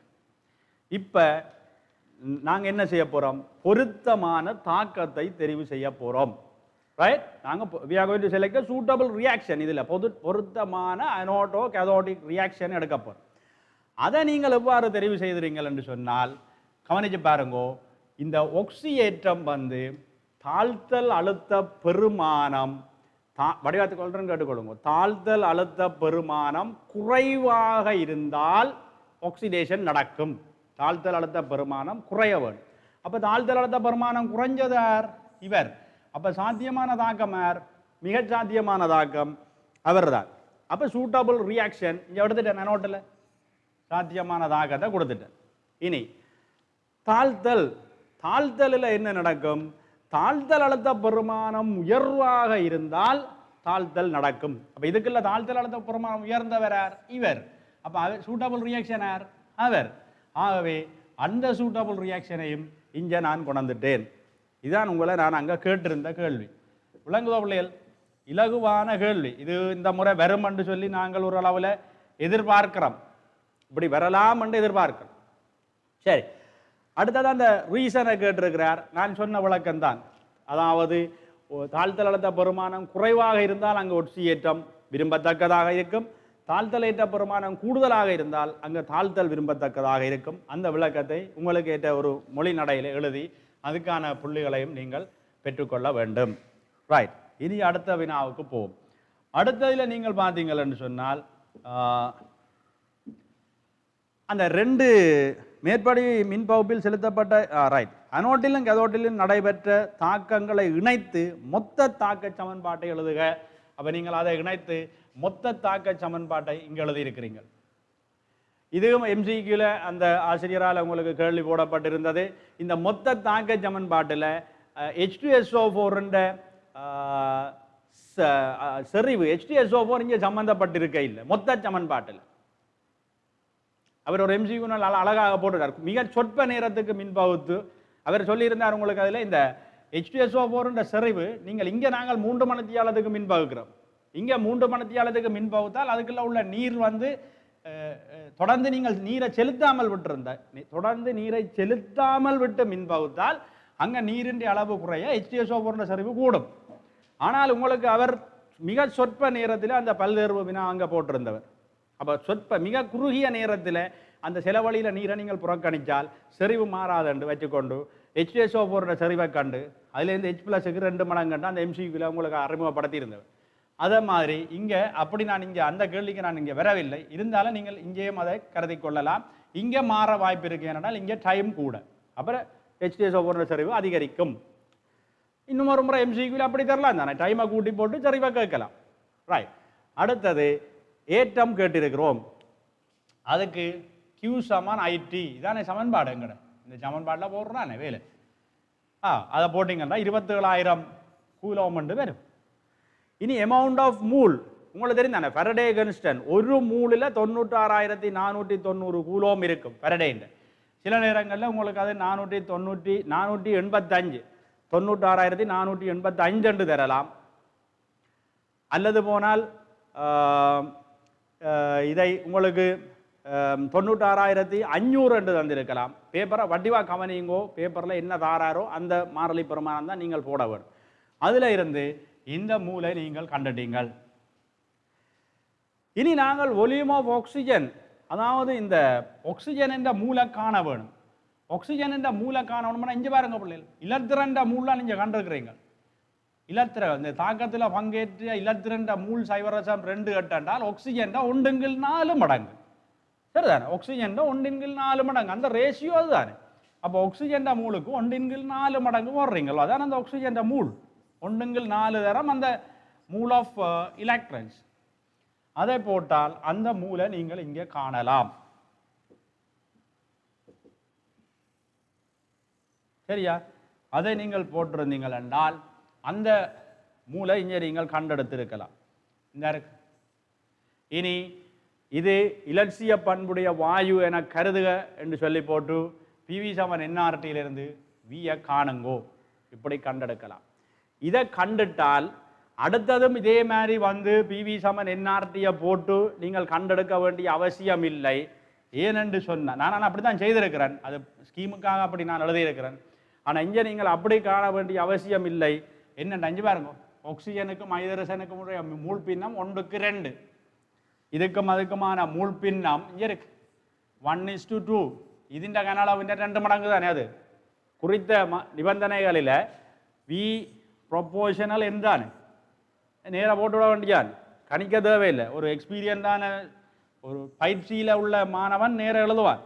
நான் ஆனால் உங்களுக்காக இப்படி கண்டிருக்கிறேன். நீங்கள் நேரடியாக கொடுத்து அந்த கனளவை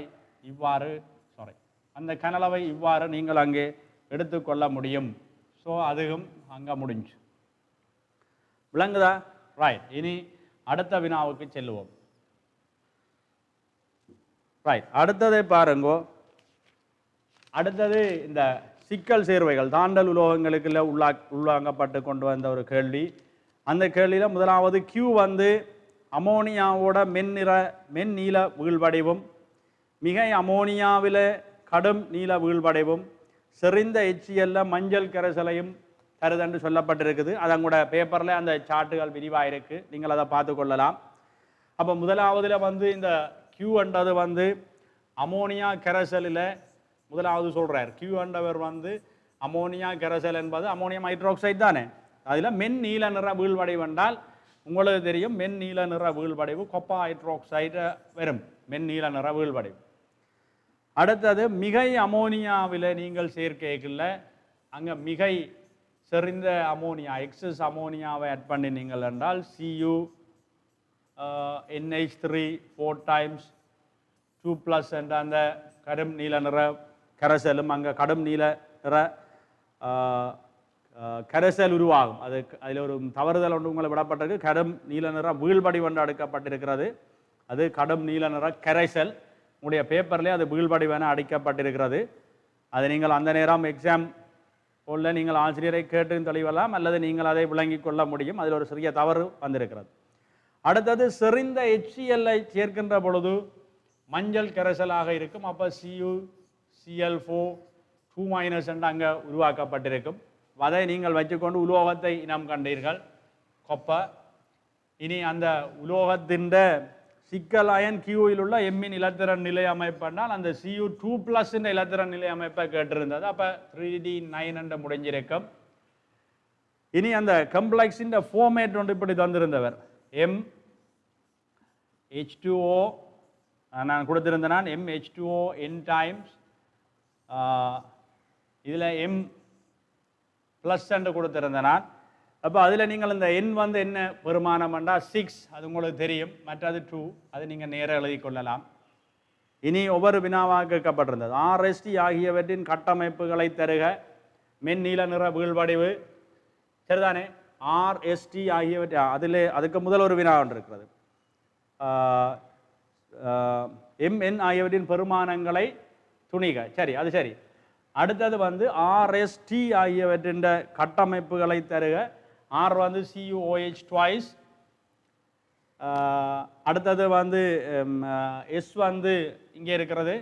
அடுத்தது T, அதை நீங்கள் நேராக கொடுப்பீங்க. அடுத்தது QRST ஆகிய சிக்கல் அயன்களின் IUPAC பெயரை தருக. அப்போ அதில் வந்து கியூன்ற ஐயூபிஎஸ்சி நேம் நீங்கள் கொடுத்துருக்கிறீங்கள். ஹெக்ஸா எக்வா காப்பர் 2 அயன், இடைவெளிகள் இல்லாமல், இந்த இதுலேயும் இடைவெளி இல்லாமல் இங்கே மட்டும் ஒரு இடைவெளியை ஏற்படுத்தி கொடுங்கோ. அடுத்தது காப்பர் ஸ்பேஸ் ஹைட்ராக்சைடு, அதை கொடுங்கோ. அதே மாதிரி டெட்ரா அமைன் காப்பர், சரிதானே, 2 ஸ்பேஸ் விட்டு அயன், இப்படி எழுதக்கூடாது, அங்கே இடைவெளி காணாட்டாலும். ஆகவே நீங்கள் இந்த முறையில் இப்படி எழுதி விடுங்க. அடுத்தது எம்மின் சாத்தியமான 2 ஒட்சைட்டுகள் இங்கே இருக்கிறது, அதை நீங்கள் கொடுக்கலாம். அடுத்தது எம்மின் சாத்தியமான 2 ஒட்சியேற்ற நிலைகளையும் கேட்டிருக்கிறார், அது இங்கே நாங்கள் கொடுத்திருக்கிறோம், அதுவும் சரி. எம்மின் உபயோகம், கொப்பரண்ட உபயோகம், நீங்கள் மின் கடத்தி கம்பிகளை பயன்படுத்துறதுக்கு, கலப்பு லோக தயாரிப்பதற்கு, பாத்திரங்கள் தயாரிப்பதற்கு நீங்கள் என்ன எழுதணுமோ அதை தேவையானதை நீங்கள் எழுதலாம். மற்றது அமிலத்துக்கும் இதுக்குமான தாக்கம். அப்போ HNO3 செறிந்த HNO3 கிட்டத்தட்ட 98% கன்சன்ட்ரேஷன்ல அது நைட்ரேட்டையும் NO2ஐயும் விடுவிக்கும். அதை கொஞ்சம் டைல்யூட் பண்ணினீங்கள் என்றால் நைட்ரேட்டையும் NOவையும் இந்த இடத்துல தரும். இங்கே NO2ஐ விடுவிக்கிறது. அதுகளை நீங்கள் பார்த்து கொடுத்தீங்கள் என்றால் அந்த வினாவும் உங்களுக்கு திருப்தியாகும். விளங்குதோ? ரைட், நல்லது பிள்ளைகள். அடுத்தது வந்து இந்த சேதன ரசாயன பகுதிக்குள்ளே நாங்கள் வருவோம். இந்த பகுதி வந்து ஒரு மிக முக்கியமான ஒரு பகுதி. காரணம் என்னென்றால் இதால் தான் நீங்கள் நேரத்தை மீதப்படுத்தி உங்களுடைய இழந்த நேரங்களை இதுக்குள்ளால் மீட்டெடுக்க முடியும். ஆகவே இதை வடிவாக நீங்கள் பார்த்து வச்சு இந்த வினாக்களை நீங்கள் செய்து கொள்ள வேண்டும். ஒரு சேதன ஆரம்ப பொருளாக C6H5CH2CH2O இங்கே இருக்கு. ஒரு சேதன ஆரம்ப பொருளாக இவரை பயன்படுத்தி, சரிதானே, அங்கே விளைவு உங்களுக்கு தந்திருக்கு. என்னது? C6H5CH3HC111C benzene ring. அந்த இதை எடுக்கட்டுமா? தாக்கு பொருட்கள் பட்டியலில் உங்களுக்கு தரப்பட்டிருக்குது. சில வேளை இதில் நீங்கள் இதை விட வேறு மாற்று வழிகளை கையாண்டும் அந்த தாக்கு பொருளில் உள்ள பட்டியலில் இருந்து விலக இயலாது. அதை பயன்படுத்தி நீங்கள் வேறொரு முறையையும் நீங்கள் பிரயோகித்திருந்தாலும் 9 படிக்கு மேற்படாமல் இருக்க வேண்டும். அப்போ அதை கருதி இதை நீங்கள் செய்திருந்தீங்கன்னா உங்களுக்கான புள்ளிகள் வழங்கப்படும். ஃபைனலில் நீங்கள் மாற்று வழிகளில் செய்திருந்தால் அதை பிற்பாடு அந்த திருத்தங்களோடு எங்களுக்கு அதுகள் வரும் ஸ்கீமில். அப்போ நாங்கள் அதை கன்சிடர் பண்ணி அதை நாங்கள் திருத்தி கொண்டு போவோம். எப்படி பார்த்தாலும் 9 படிக்கு மேற்படக்கூடாது என்பதை கவனித்துக் கொள்ளுங்கள். இதிலே முதலாவதாக நான் செறிந்த H2SO4 சேர்த்து இங்கே நீர் அகற்றலை நிகழ்த்தி இருக்கிறேன். ஆகவே இங்கே அந்த அல்கீன் பெறப்பட்டிருக்கும். புரோமின் பிரதியீடு செய்திருக்கிறோம் 2 பக்கமும். அல்கோஹோலிக் KOH இங்கே வெப்பம் ஏற்றப்பட்டிருக்கிறது. ஆகவே இந்த அல்காயின் ஒன்று அங்கே கிடைக்கப்பட்டிருக்கிறோம். சோடியத்தை சேர்த்தீங்கள் என்றால் இந்த அயனை நாங்கள் உருவாக்குறோம். ஒரு கரு நாடி ஒன்றை அங்கே உருவாக்கி விட்டோம். சரிதானே? அடுத்தது இந்த உங்களுக்கு நான் தந்திருந்தது இப்படி செறிந்த சல்பூரிக் அமிலமும் நீரும் தந்திருந்த நான். சில வேளை நீங்கள் அதை ஒரேடியாக டைல்யூட்டட் H2SO4 என்று எழுதியிருந்தாலும் உங்களுக்கு அந்த புள்ளி வழங்கப்பட்டிருக்கும். அல்லது போனால் நீங்கள் முதல் செறிந்த H2SO4 போட்டு அந்த விளைவை இப்படி எடுத்திருப்பீர்கள். செறிந்த H2SO4 போட்டிருந்தீங்கள் என்றால் இதில் அந்த OSO3H என்றும் அங்கே CH3 என்று எடுத்திருப்பீங்கள். பேர்ந்து இதுக்கு நீங்கள் நீரை பிரயோகித்திருந்தால் அது வந்து OH ஆக இப்படி மாறும். அப்படி 2 படிக்கலாலே நீங்கள் அதை கொண்டு வந்து செய்ய இயலும். நீங்கள் அப்படித்தான் சிலவளை செய்திருக்கக்கூடும். அது நீங்கள் அப்படி செய்து எடுத்துக்கொள்ளலாம். Br3 ஆட் பண்ணினீங்கன்னா புரோமின் வரும். இங்கே ஒரு கருநாட்ட பிரதியீட்டு தாக்கத்தை நாங்கள் அங்கே அனுமதித்திருக்கிறோம். அதை இங்கே நான் திரும்ப எழுதி காட்டியிருக்கிறேன். அதுக்குரிய புள்ளிகளும் இங்கே வழங்கப்பட்டிருக்கிறது. ஆகவே நிறைவாக நீங்கள் இந்த விளைவை நீங்கள் பெற்றுக்கொள்ள முடியும். இது ஒரு இலகுவான விஷயம். ரைட். அடுத்தது இன்னும் ஒரு மாற்றீடு உங்களுக்கு கேட்கப்பட்டிருக்கிறது. CH3 CH2 CHO என்ற இந்த அல்டிஹைடில் இருந்து இவ்வாறான ஒரு சேர்வையை பெற்றுக்கொள்ளுமாறு உங்கள்கிட்ட அறிவுறுத்தப்பட்டிருக்கிறது. நீங்கள் அந்த சேர்வையை பார்த்தோன்னே உங்களுக்கு தெரிய வேணும் இங்கே வந்து என்ன நடக்க போகிறது என்று சொன்னால் ஒரு கண்டென்ஸ், ஒரு ஒடுங்கல் தாக்கம் ஒன்று இடம்பெற போகிறது. நீர் மூலக்கூறு இழக்கப்பட போகிறது. அது எவ்வாறு இழக்கப்பட போகிறது என்று சொன்னால் இவ்வாறான ஒரு அல்டிஹைட்டோடையும் சரியா? இங்கே பாருங்க, இவ்வாறான ஒரு அமீன் சேர்வைகளோடையும் சேர்ந்து இந்த ரியாக்ஷனில் இது இழக்கப்பட்டிருந்தால் உங்களுக்கு அங்கே என்ன வந்திருக்கும்?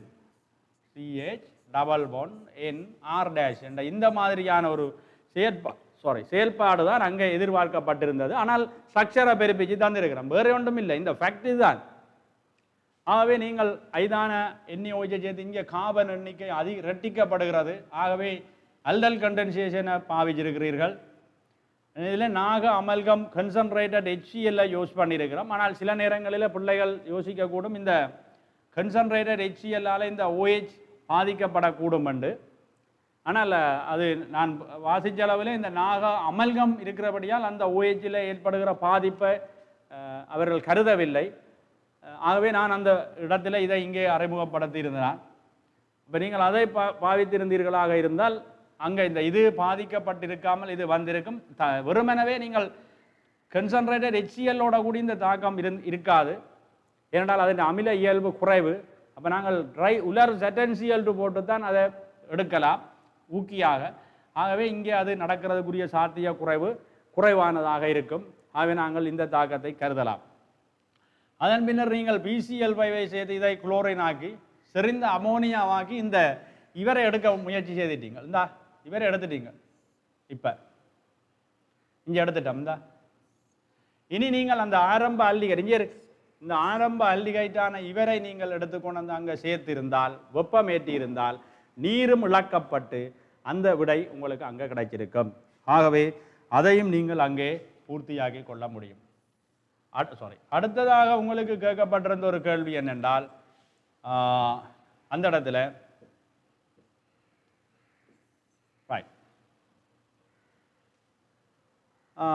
இந்த வேறு பிரித்து அறிகிற ஒரு கேள்வி உங்களுக்கு நான் தந்திருந்தேன். அதாவது இப்போ CH3 CHO-வையும் அடுத்தது வந்து CH3 CH3 CHO-வையும் வேறு பிரித்து அறியுங்க ஒன்று கேட்கப்பட்டிருந்தது வினா. இதை நீங்கள் பல முறைகளில் வேறுபடுத்தி எறிஞ்சிருக்கலாம். அதால் நான் நீங்கள் பொருத்தமான வேறு பிரித்தலை மேற்கொண்டிருந்தால் புள்ளிகளை வழங்க சொல்லி ஆசிரியர்களுக்கு அந்த அறிவுறுத்தல் புள்ளி ஸ்கீமில் கொடுக்கப்பட்டிருந்தது. இப்போ நீங்கள் இதை எத்தனையோ வழியில் நீங்கள் செய்யலாம், அது உங்களை பொறுத்தது தான். ஆனால் சும்மா ஒரு முறையை வேணுமென்னா நான் உங்களுக்கு இங்கே சொல்லித்தரலாம். கவனிங்கோ. இப்போ நீங்கள் ஒன்று வேணுமென்றால் இதை நீங்கள் தாழ்த்தி கொள்ள முடியும். முதலாவதாக நீங்கள் வேணுமென்றால் இப்போ லிதியம் AlH4 ஈதர், அடுத்தது ரெண்டாவது வந்து அந்த அமிலப்படுத்திய நீரை நீங்கள் பயன்படுத்தி இதை வேணுமென்றால் தாழ்த்தி கொள்ள முடியும்.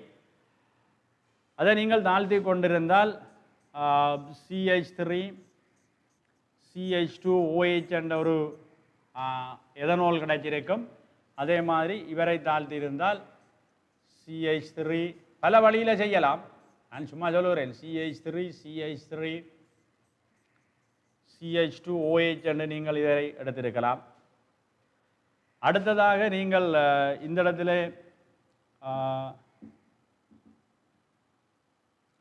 செறிந்த சல்பூரிக் அமிலத்தை போட்டு வெப்பமேற்றி இருந்தீங்கள் என்றால் ஒரு அல்கீனை நீங்கள் எடுத்திருக்க முடியும். பல வழியில் செய்யலாம். இங்கே நீங்கள் அதே மாதிரி பாவித்திருந்தால் CH3 CH3 double one CH2 என்று அல்கீன் எடுத்திருக்கலாம். மீண்டும் நீங்கள் உங்களுக்கு அந்த என்ன வகையில் நீங்கள் எதிர்பார்க்கிறீர்களோ அப்படி நீங்கள் செய்திருக்கலாம். இதில் வந்து டைல்யூட்டட் H2SO4 நீங்கள் யூஸ் பண்ணியிருந்தால் இது திரும்ப அந்த CH3 CH2OH ஆகவும், இங்கே நீங்கள் பார்த்துருந்தீங்கள் என்றால் CH3 COH CH3 என்ற அந்த புடை அல்கஹோல் ஒன்று உருவாகிருக்கு. இப்போ புடை அல்கஹோலையும் முதல் அல்கஹோலையும் வேறுபடுத்துறதுக்கு நீங்கள் லூகாஸின் சோதனை பொருளான உலர் ட்ரை ZnCl2 செறிந்த HCl-ஐ போட்டிருந்தால் இது உடனடியான கலங்கள் உடனடியாக கலங்கள், வெண்ணிற கலங்கள். சரிதானே? உடனடியாக வெண்ணிற கலங்களை ஏற்படுத்தும். இதில் மாற்றம் இல்லை.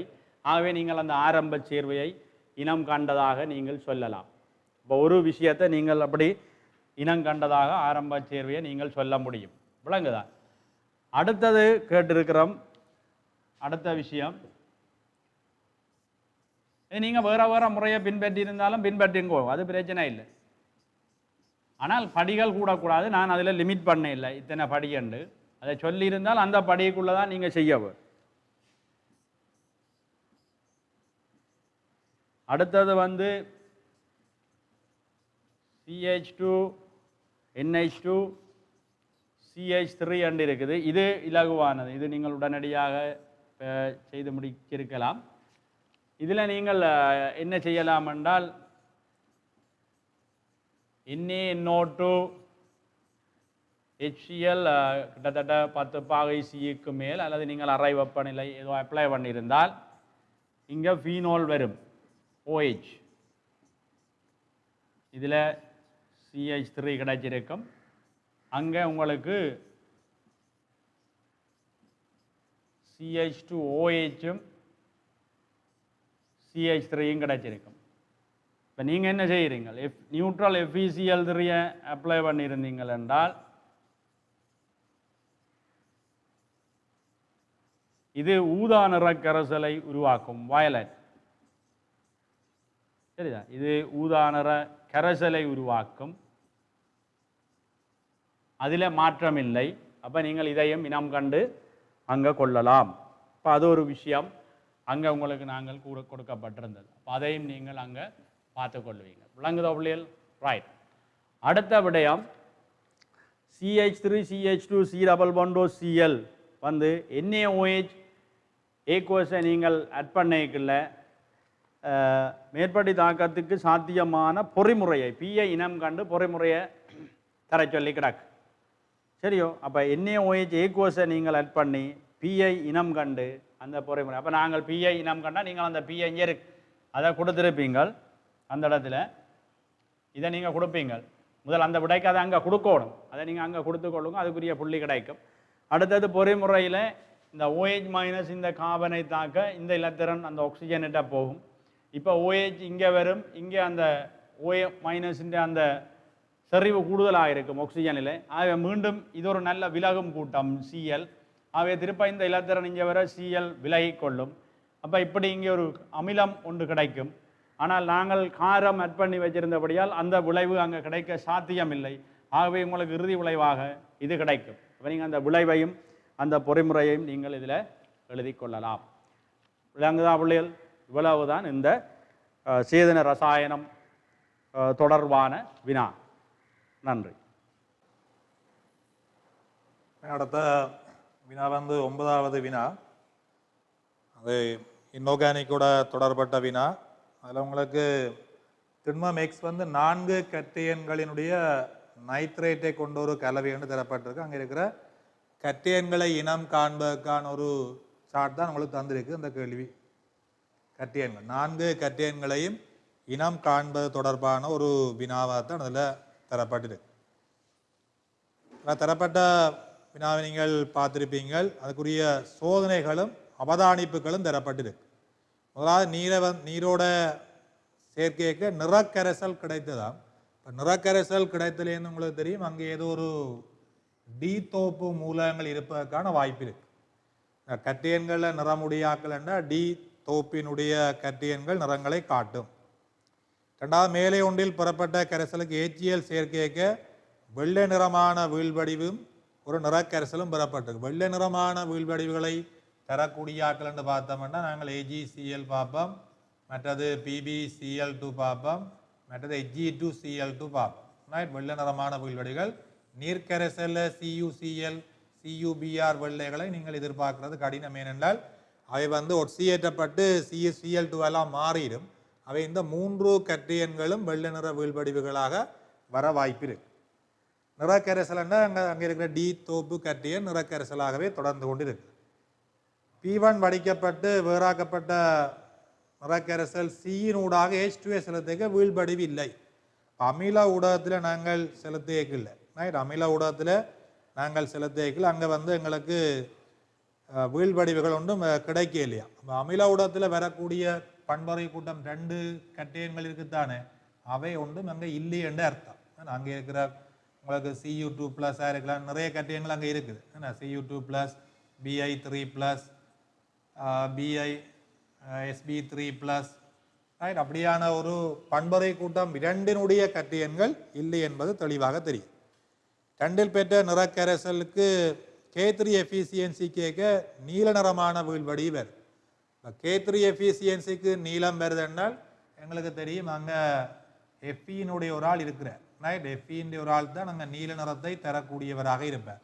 அப்போ இங்கே K3 எஃபிசியன்சி கேட்க நீளம் வந்தபடியால் Fe2+ ஒரு ஆள் தான் அங்கே இருக்கிறார். அவருடைய சிக்கல் சேர்வை தெரியும் உங்களுக்கு, FeCN6 என்ற ஒரு சிக்கல். இவர் தான் அந்த நீல நிறத்துக்கு பொறுப்பானவராகவும் இருப்பார். Fe2+ அங்கே இருக்குன்றதை நாங்கள் இப்போ உறுதிப்படுத்தக்கூடியதாக இருக்குது. அதை இன்னொரு பரிசோதனையில் மீண்டும் உறுதிப்படுத்தி இருக்கு. பெற்ற சியின் இன்னொரு பகுதிக்கு செறிந்த HNO3 சேர்த்து கொதிக்க வைக்கப்பட்டு அமோனியம் குளோரைட் அமோனியம் ஹைட்ராக்சைடு சேர்க்கையில் கபில நிற வீழ்வடிவாக வருது. இங்கே இருந்தவர் Fe2+. இப்போ நீங்கள் HNO3 சேர்க்க ஒட்சியேற்றப்பட்டு 3+ வரைக்கில் கபில நிறம் ஏன் வருது என்றால் FeOH த்ரைஸாக வர்றபடியாக தான் அங்கே கபில நிறமான வீழ்வடி வருதான். அங்கே கபில நிறமான வீழ்வடி P3 வருதான்.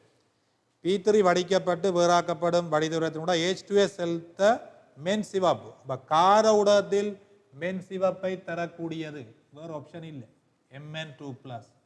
வேறு ஆப்ஷன் உங்களுக்கு இல்லை, Mn2+ தான். திண்மம் எக்ஸிற்கு எண்ணெயை சேர்த்து வெப்பமாக்கியக்கலாம் அங்கே ஒரு சேர்வையாக போடப்பட்டு அது வந்து நெஸ்லரின் சோதனை பொருளுக்கான ஒரு சூத்திரம் தான் அங்கே இருக்கிறது. K2AgI4 என்றது நெஸ்லரின் சோதனை பொருளோட கபில நிறத்தை தருகிறது. நெஸ்லரின் சோதனை பொருளுடன் கபில நிறத்தை தருதுன்னு சொன்னால் அமோனியா வாயு வருது. அமோனியா வாயு வந்து எங்களுக்கு வரக்கூடியதுன்னு வந்து அமோனியம் உப்புகளுக்கு காரம் சேர்க்க எந்த அமோனியம் உப்பாக இருந்தாலும் காரத்துடன் அமோனியா வாயுவை தரும் ரைட். அமோனியா வாயுவை எங்களுக்கு தரும். அதுக்கு நாங்கள் அலுமினியம் அல்லது நாகங்கள் சேர்த்து வெப்பமாக்கல வருதாண்டா இந்த அன்னையன்கள் இருக்கும். அதான் நம்மளோட கல்குலேஷன்லையும் போடப்பட்ட ஒரு வினாவாக இருக்கும். NO3- NO2- அன்னையன்களாக இருந்தால் அலுமினியம் தூளும் காரம் சேர்த்து அல்லது நாகம் அல்லது தேவதாவின் கலப்புலோம்னு சொல்லுவாங்க, இவை சேர்த்து ஹீட் பண்ணல வருதுன்னு சொன்னால் அன்னையங்கள் இருந்திருக்கும். தனியாக காரத்துக்கு வருது என்றால் NH4+ இருக்கும். 3 கட்டியங்கள் இப்போ எங்கள்கிட்ட சிம்பிளாக வந்துட்டு இது ஒன்று NH4+, மற்றது Mn2+, மற்றது வந்து இவர் வந்தபடியால் Fe2+. 3 கட்டியன்கள் சரி. 4வது கட்டியனுக்கு இந்த ஆப்ஷன்கள் பொருத்தமாக வர வேண்டும். இது தொடர்பான மேலதிகமான தகவல்கள் உங்கள்கிட்ட தராதபடியால் Hg2Cl Hg2Cl2 மேலதிகமான கட்டியன்கள இதில் எதுவாக இருக்கலாம் என்ற ஆப்ஷன் இல்லாதபடியாக தான் அதை நாங்கள் 2 உண்டை கொடுத்துருக்கிறோம். அதில் Hg2+ வரலாம், வேறு ஆப்ஷன் தரையில தானே. அவை Hg2+, அதாவது Hg1+க்குரிய அவர் இருக்கலாம், Fe2+ இருக்கலாம், Mn2+, NH4+ இருக்கக்கூடிய கட்டியன்கள். அதில் P1 என்ன கட்டியனை கொடுக்குறீங்களோ அதுக்குரிய ஆன்சர் நீங்கள் 2 ஆப்ஷன் எழுதுறீங்க. நீங்கள் ஒன்று தான் ஆன்சர் எழுதியிருப்பீங்க. அப்போ P1 AgCl, P2 இங்கே எழுதியிருக்கிறோம். அதை Fe உள்ள கொண்டையும் எழுதலாம், உள்ள கொண்டே எழுதியிருக்கிறோம். மற்றது வீழ்வடிவு Mn FeOH த்ரைஸ், மற்றது P4 MnS Mn2+ அதனுடைய வீழ்வடிவு MnS.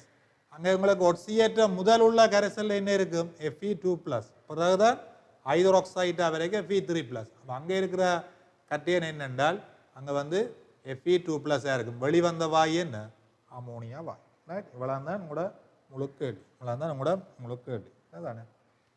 2வது கேள்வி வந்து கல்குலேஷனில் போடப்பட்ட கேள்வி. 2வது கேள்வி வந்து 3 கலவைகள் அங்கு காணப்படுது. 3 கலவைகள் யூரியா இருக்குது, அமோனியம் உப்புக்கள் 2 இருக்கு. இவற்றுக்கு செய்த இவற்ற திணிவு சதவீதங்களை காண்றதுக்கான ஒரு பகுப்பாய்வு ஒன்று அங்கே மேற்கொள்ளப்பட்டிருக்கு. ஆரம்பத்தில் 2 கலவைகளுக்கு இடைப்பட்ட மூல் வீதங்களும் 2 கொண்டென தரப்பட்டிருக்கு, சரிதானே. அந்த கலவையை நீரில் கரைச்சி என்ன செய்திருக்குன்னா காரம் செய்திருக்கு. அப்போ இந்த இதில் இருக்கிற இந்த urea, ammonium nitrate, ammonium nitrate எல்லாம் காரங்களுடன் தாக்கமடைஞ்சு இப்படியான விளைவுகளை தரும். முக்கியமாக அமோனியா வாயுவை தரக்கூடியதாக இருக்கு. ரைட். அமோனியா வாயுவை எங்களுக்கு தரும். அமோனிய உப்புக்கள் காரத்தோட அமோனியா வாயுவை தரும். அமோனியா வாயுவை தரும். இந்த 3 தாக்கத்தை நாங்கள் சமப்படுத்தி எழுத வேண்டும். அதான் முதலாவது வரிக்குரிய. பிறகு வெளிவரும் வாயு ஏச்சியலுடன் செலுத்தப்பட்டது. ஏச்சியலை செலுத்தின அடுத்த தாக்கம் NH3 ஏச்சியலோட தாக்கம் அடைஞ்சு NH4Cl தரும். பிறகு செலுத்தின பிறகு மிச்சமாக இருக்கிறத NaOH நியமிக்கணும். அப்போ என்ன ஒரு தாக்கம் ஏச்சியலுக்கும் NaOHக்கும் அதுக்குரிய தாக்கம். அவ்வளோ தாக்கம் எழுதினா உங்களுக்கு விளைஞ்சு 35 புள்ளிகள் சமன் செய்யப்பட்டிருக்க வேண்டும். இன்ஆர்கானிக்கில் நாங்கள் பௌதிக நிலைகள் எதிர்பார்ப்பதில்லை. அவை பௌதிக நிலைகள் இல்லை என்றாலும் தாக்கங்கள் சமன் செய்யப்பட்ட சமன்பாடுகளாக இருந்தால் 35 புள்ளி உங்களுக்கு உடனடியாக கிடைச்சிருக்கும். இதில் ரைட். 2வது நடைமுறையில் பார்த்தீங்கன்னா மேலே ஒன்றில் NaOH வெப்பமாக்கப்பட்ட விளைவு கரைசல். இப்போ அமோனியா வாயு எல்லாம் நாங்கள் எடுத்துட்டோம். இப்போ மிஞ்சின கரைசல்களை பாருங்க பார்ப்போம். அமோனியா வாயு எல்லாம் எங்கள்கிட்ட வாயுவாக போட்டுது. ரைட். அதாவது அவை ஏச்சியலால் உறிஞ்சி நியமிப்பொண்டு செய்துட்டோம். ரைட். எங்கள்கிட்ட நைட்ரேட் இருக்குது, நைட்ரைட் இருக்குது, கார்பனேட் இருக்குது. ரைட். இதுக்கு என்ன செய்திருக்கு என்றால் அலுமினியம் தூள் சேர்த்து வெளியேற்ற எங்களுக்கு ஒரு வாயு ஒன்று வருது. அப்போ நான் முதலாவது பாட்டிலையும் சொன்னான், அலுமினியம் தூள் சேர்த்தீங்கன்னு சொன்னால் இந்த நைட்ரைட்டுகள் என்ன செய்யும், இந்த காரங்களுடன் தாக்கமடைஞ்சு மீண்டும் அமோனியா வாயுவை தரும். இது 2வது நடைமுறைக்குரிய தாக்கம். இது 1வது நடைமுறையோடு இருக்கிறது. இது 2வது நடைமுறையில் உள்ள தாக்கம். முதலாவது கேள்வி 1, 2 நடைபெறும் தாக்க சமன்பாடுகள். இவ்வளவு எழுதினீங்க என்றால் அதுக்குரிய புள்ளிகள். இப்போ நாங்கள் ஒரு நியமிப்பிலையும் தரப்பட்ட விஷயங்களுக்கான மூல் வீதங்களை காணுவோம்.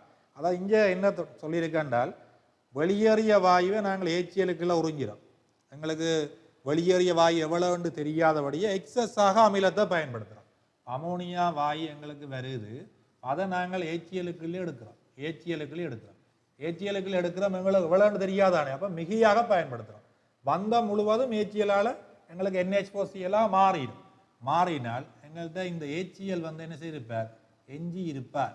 எவ்வளவு மிஞ்சினவர் என்றதை காணணும். என்னத்தை அமிலம் எவ்வளவு மிஞ்சினவர் என்று காணணும் என்றால் நாங்கள் காரம் ஒன்றோட தாக்கம் அடைய விட்டு நாங்கள் என்ன செய்கிறோம், எஞ்சி ஏச்சியலை காண்றோம். ஆரம்பம் தெரியும், எஞ்சி ஏச்சியல் தெரியும். ஆகவே அமோனியாவுடன் தாக்கமடைஞ்ச ஏச்சியலை காணலாம் இல்லையா. எங்களுக்கு சேர்க்கப்பட்ட ஆரம்ப ஏச்சியல் தெரியும், எங்கள்கிட்ட எஞ்சி ஏச்சியல் தெரியும். அப்போ எங்கள்கிட்ட ஆரம்பத்திலேருந்து எஞ்சியதை கழிச்சு விட்டால் அமோனியாவுடன் தாக்கமடைஞ்ச ஏச்சியலை காணலாம். அதான் இங்கே நடந்த கணிக்கப்பட்ட பெருமானம். என்ன எங்களுக்கு NaOH மூல காணினம், ஆரம்ப ஏச்சியலை காணினம். இதில் இருந்து NH3 தாக்கமடைந்த ஏச்சியல் காணப்பட்டது. NH3 எங்கே இருந்து வந்தது, யூரியாவில இருந்து வந்திருக்குது. அமோனியம் நைட்ரேட், அமோனியம் நைட்ரைட் மூன்றிலிருந்தும் வந்திருக்கு. நாங்கள் இவருடைய மூலணிக்கையே யூரியாண்டி எக்ஸன் எடுத்திருக்கிறோம். மற்றவற்றை என்ன எடுத்துக்கிறோம், அமோனியம் நைட்ரேட்டை வையன் எடுத்திருக்கிறோம். அமோனியம் நைட்ரேட் வை. தொடக்கத்தில் ஒரு தரவண்டு தரப்பட்டிருக்குது. இவருக்குமான மூல் வீதம் 1:2:1. ஆகவே இது என்னவா இருக்கும், இது 2x ஆக இருக்கும். அப்போ இதில் இருந்து வரக்கூடிய அமோனியாவில் 1:2. அப்போ இது 2x வரும். இது 1:1. அப்போ இந்த அமோனியா வை வரும். இது 1:2:1. அப்போ இதுவும் 2x வரும். மொத்தம் மூல வருது, அதில் 2x, இதில் y, இதில் 2x. அப்போ 4x ஆக y மொத்தமாக வந்த அமோனியா. அப்போ மொத்தமாக வந்த அமோனியாவுக்கு ஒரு சமன்பாடு போட்டுவிட்டோம். வெளிவந்த அமோனியாவுக்கு எவ்வளவு, 4x ஆக y. அந்த மூலணிக்கைக்கு சமன். அமோனியா மூல் கண்டுட்டோம், அந்த மூலணிக்கே சமன். அது ஒரு சமன்பாடு, XYயில் ஒரு சமன்பாடு. 2வது ப்ரொசீஜரில் பாருங்க, 2வது செய்முறைகளில் எங்கள்கிட்ட தரப்பட்டிருக்கிறது என்ன, 2வது செய்முறைகளில் எங்கள்கிட்ட என்ன தரப்பட்டிருக்கு, அந்த விளைவாக வந்த கரைசலுக்கு அலுமினியம் தூள் சேர்த்து திருப்பியும் எங்களுக்கு அமோனியா வாயு வந்துடும். எங்களுக்கு வந்துடும். வெளியேறிய வாயுனுடைய என்ன தந்திருக்கு, கனவளவு தந்திருக்கு. இப்போ கனவளவில் இருந்து நாங்கள் என்ன காணலாம், கனவளவிலிருந்து என்ன காணலாம் என்றால் வெளியேறிய, கனவளவிலிருந்து என்ன காணலாம், நாங்கள் கனவளவிலிருந்து என்ன காணலாம் என்றால் வெளியேறிய அமோனியா வாயினுடைய மூலணிக்கையை காணலாம். எப்படி, STPயில் உங்களுக்கு தெரியுதா, STPயில் எங்களுக்கு கனவளவு சென்டிமீட்டர் கியூப் பார்ப்போம். 22,400 சென்டிமீட்டர் கியூப் ஒரு மூலை அடைக்கும் என்றால் அங்கே தரப்பட்டதன்படி 1008 சென்டிமீட்டர் கியூப் எவ்வளவு மூளை அடைக்கும் என்று நீங்கள் வெளியேறிய அமோனியாவின் மூலம் காணலாம். இப்போ 2வது ப்ராக்டிக்கல்லையும் எங்களுக்கு வெளிவந்த அமோனியாவை ஐவர் வெளிவந்த அமோனியா வாயு வரும். அப்போ அங்கே வந்த வெளிவந்த அமோனியா வாயு எப்படி வருமென்றது அந்த தாக்கத்தில் பார்க்கலாம் அவ்வளோ வருமென்று. ஏன்னா எங்கள்கிட்ட இவற்றை மூலநிக்கை என்ன இருக்க போகுது, இது வையண்டாப்பர் இதுவும் வை இல்லையா, இது வையன்னு சொன்னால் எங்களுக்கு இதுவும் வை தான். இது 2x இதுவும் எங்களுக்கு என்னவா இருக்கும், இதுவும் வந்து உங்களுக்கு 2x தான். ஏன்னா இவரும் 2x. அப்போ எங்கள்கிட்ட இங்கே இருக்கிறவர் இது எவ்வளவு, எங்கள்கிட்ட இதில் இருக்கிறவர் எவ்வளவு, இது வந்து y. இது எவ்வளவு, இது வந்து உங்களுக்கு மற்ற தாக்கம் உங்கள்கிட்ட இது வந்து y, மற்ற தாக்கம் எங்களுக்கு இருக்கிறோம் இதில் எழுதிக்கிறோம் ரைட். இது வந்து உங்களுக்கு 2x ஆக இருக்கும். சரிதானே? அதாவது விளைவு கரைசலில் வந்த நைட்ரேட்டினுடைய மூலெண்ணிக்கை தெரியும். அதால் வந்து அமோனியா வாயின் மூலெண்ணிக்கையே காணலாம். இது y என்றால் அது y, பீசமானம் 1:1 என்றால் அது வந்து 2 அமோனியா என்றால் 2x பேர். அப்போ எங்கள்கிட்ட இப்போ திருப்பி இந்த 2வது பெர்சோனியில் வந்த அமோனியாவின் மூல் 2x ஆக y.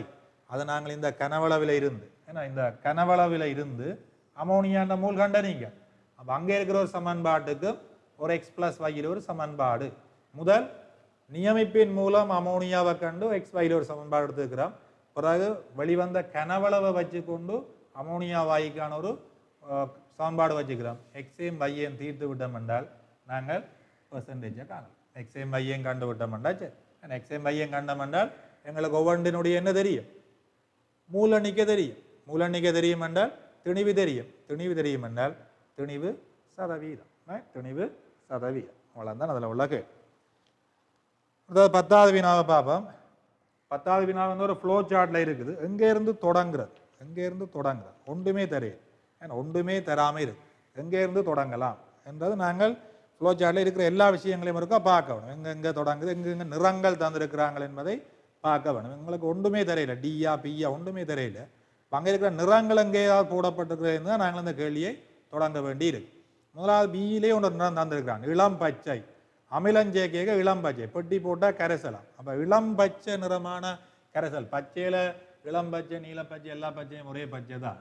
நாங்கள் Fe2+ ஆக இருக்கலாம் பச்சை, ஏன்னா நிக்கல் 2+ ஆக இருக்கலாம் பச்சைன்னு யோசிப்பாங்க.